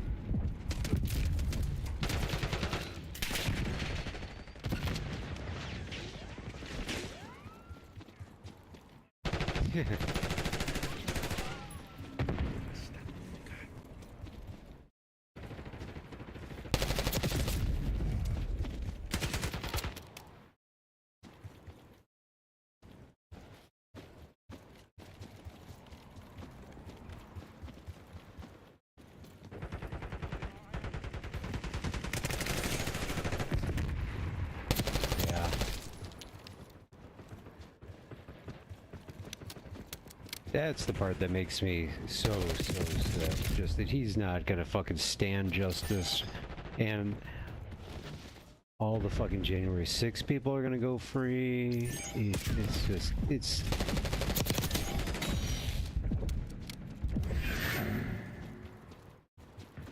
Like, somebody was ripping on Merrick Garland for not, I don't know, taking some kind of legal action against Trump and barring him from running, you know what I mean? Yeah. Right. Like, you're just chicken shit. Yeah. You're just chicken shit, yeah. Yeah. Stay alert. Marshall's people are no fools.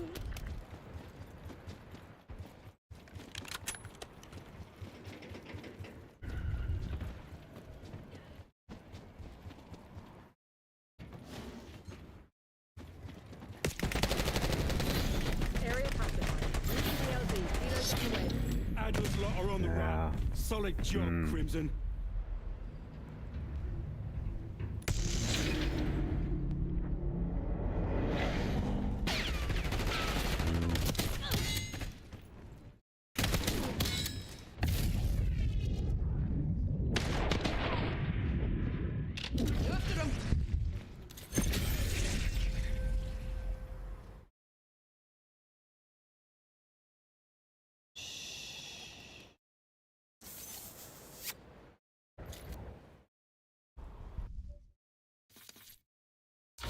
Yeah, I can do one more, sure.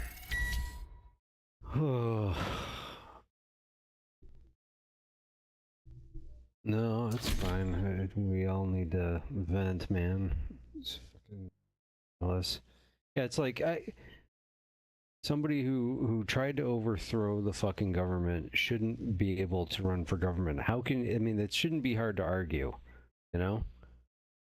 Like, we had mountains of evidence that he willingly did that. He denied that he lost for fucking over 4 years. He should not ever go anywhere near the presidency again. And they just let him fucking just dodge, weave, bob, slip, slide, ooze all the way to the fucking highest office again. It's fucking sickening.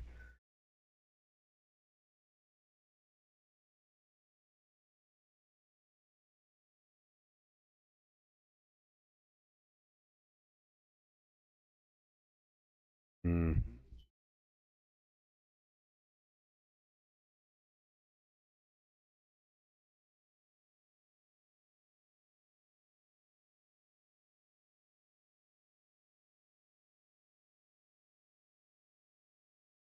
Hmm. Yeah. Oh.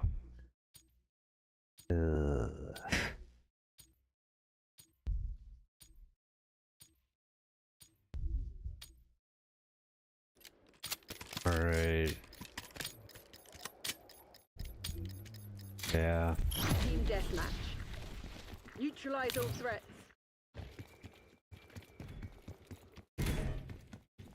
Yeah. That was definitely a bad move. Raise the advantage. Now hold it.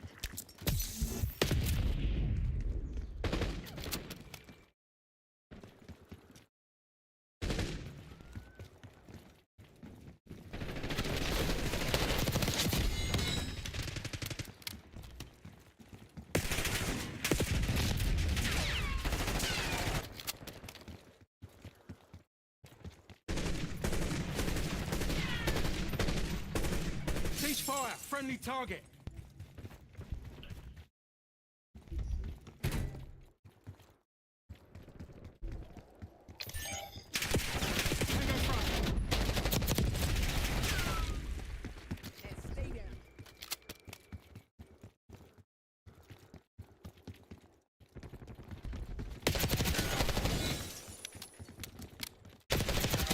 Move up. Marksman is down.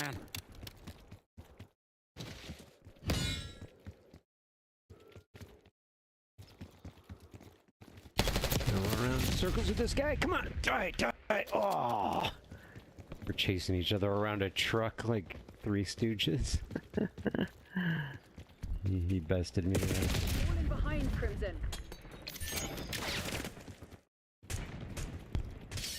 Taking the lead. Stay on task. Definitely some funny things.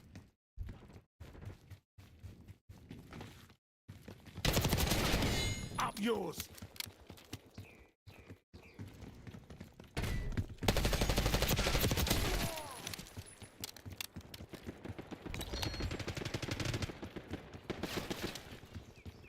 Hostiles reclaimed the lead.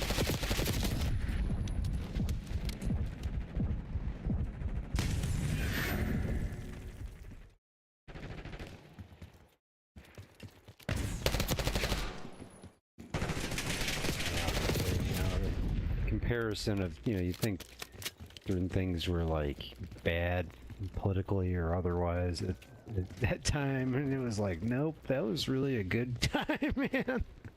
Cannot complain. Not good times, really.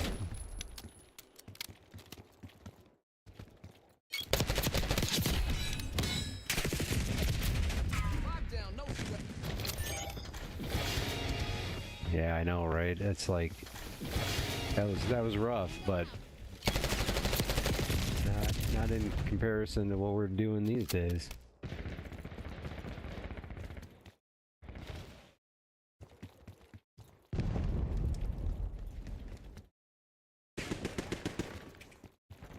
Yeah. Loader, Kurt Loader. Yeah. Yeah.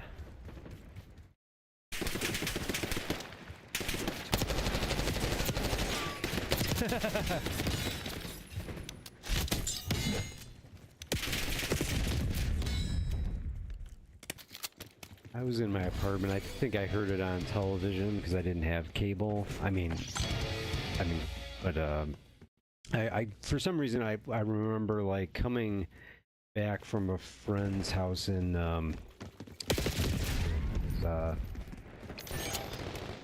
kind of name of that. I can't think of it now. Not Logan Square.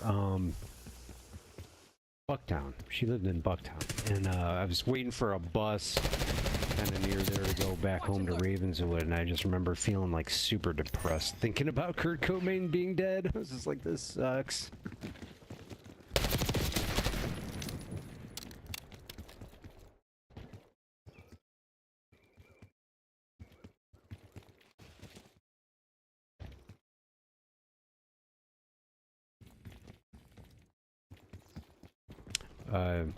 Yeah, right, I remember reading about that.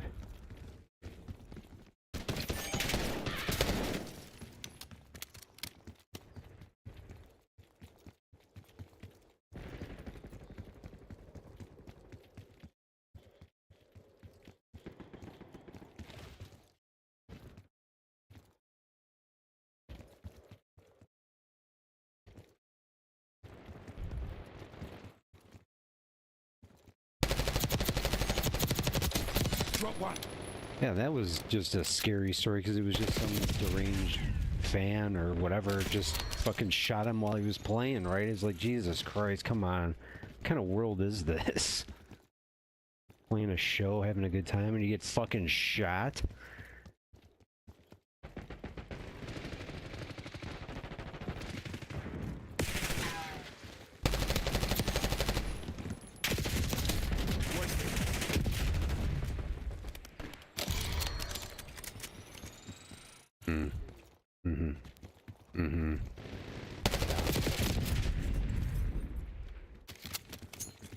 Yeah, I probably told you 100 times. I almost saw Nirvana, which doesn't count, but I was at the Metro in line when they played.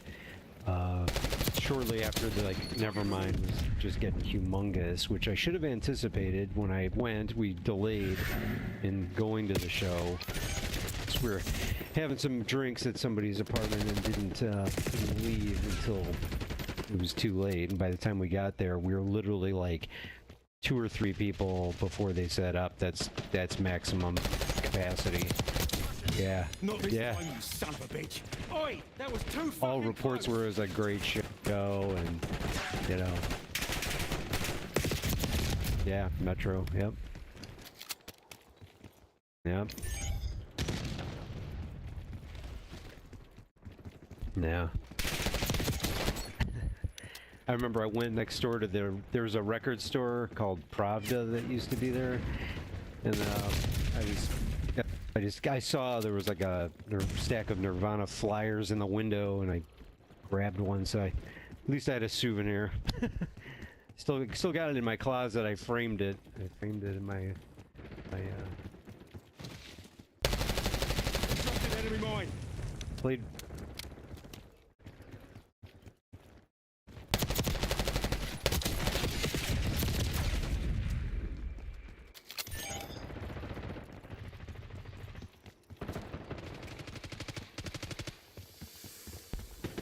I just think, I mean, they were already getting big, but I just, yeah, I guess we didn't have cable, so I didn't know what kind of rotation, you know, Teen Spirit was getting. So, I mean, I knew a little bit, but dude, if I had known that it was getting played like every hour on the hour, I think I would have said, hey, we better get over to that show.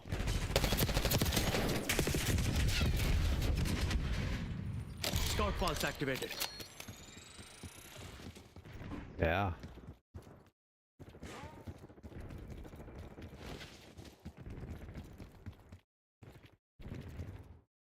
yeah, tons.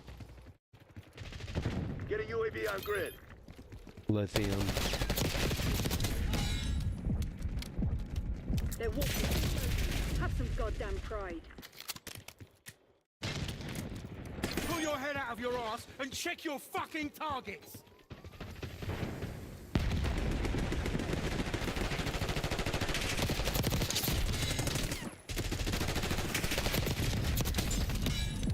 Nice. Damn it, Crimson, that's not... That was the magic. All stations, we are magic fucking line. fucked. Escape and evade. Ooh, instant cool.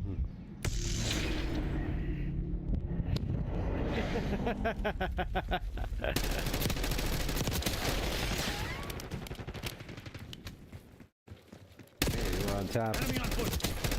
Marksman ready to move. Enemy dropped. No, we didn't.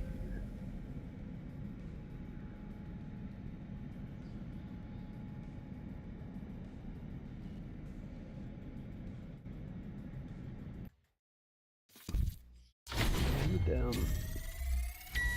All right. Ooh.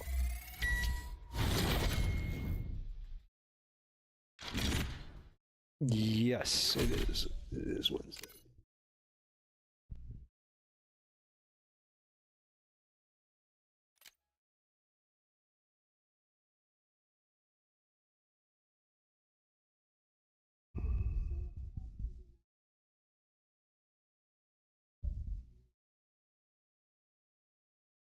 Mm-hmm.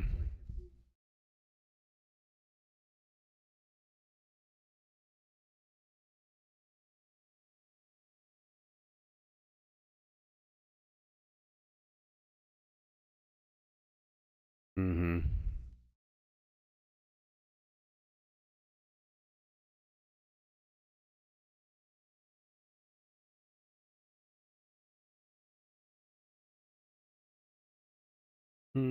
I'm more of a visual. I think I'll have to see it, but I'm gonna download it tomorrow early and yeah.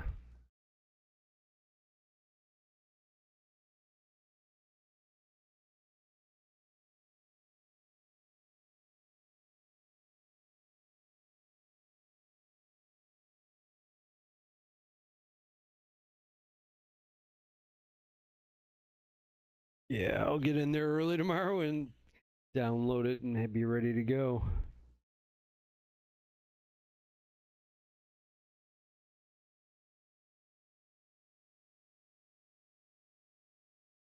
All right, will do, man. All right, have a good night. All right, later.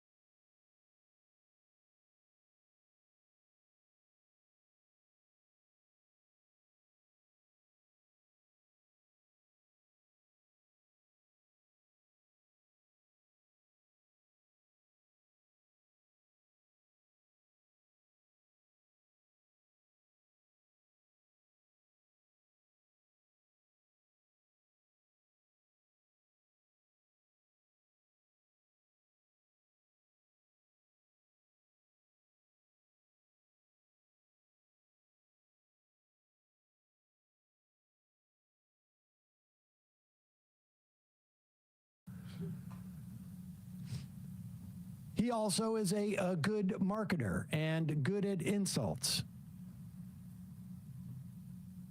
And he's lied about his intentions in terms of Social Security and Medicare because he doesn't have any. He just knows what was going to sell on the campaign trail. They tried to cut it during his administration. He is a Republican. Republicans are him. This has been the case. Donald Trump did not fall out of a coconut tree. Donald Trump was born out of the Republican Party. Again, Mitt Romney went to New York in 2012 to kiss his ring, to get his blessing, not because he was some type of sui generis, very unique type of Republican. No, because he was one of the most prominent Republicans in the country. Him. Birther. He started the birthing thing, or at least gave it its sort of rocket fuel. Most prominent, yep.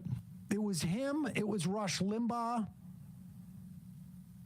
You needed their blessing to be the Republican nominee, even if you're Mitt Romney.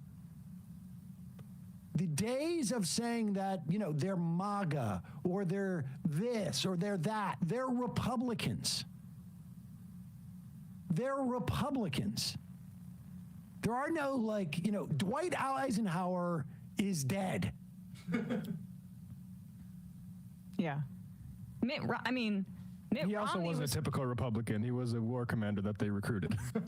And Mitt Romney was vying for Secretary of State when he was kissing that ring, and Marco Rubio now being put up for Secretary of State. Is there a better avatar for this mythical, reasonable Republican than Marco Rubio? When you're doing that branding, that's the kind of Republican they could gesture towards. Yeah. And what do you know? He's about to be one of the top members of the administration. So exceptionalizing Donald Trump in that way, and this is exactly what you've been saying for so many years. It allows people to do what they did to vote him back into office, where we're seeing reports where people just went in and voted for Trump and didn't even vote down ballot in many of these swing states and in other areas of the country because he is seen outside of the Republican establishment, which is reviled in the same way that the Democratic establishment is.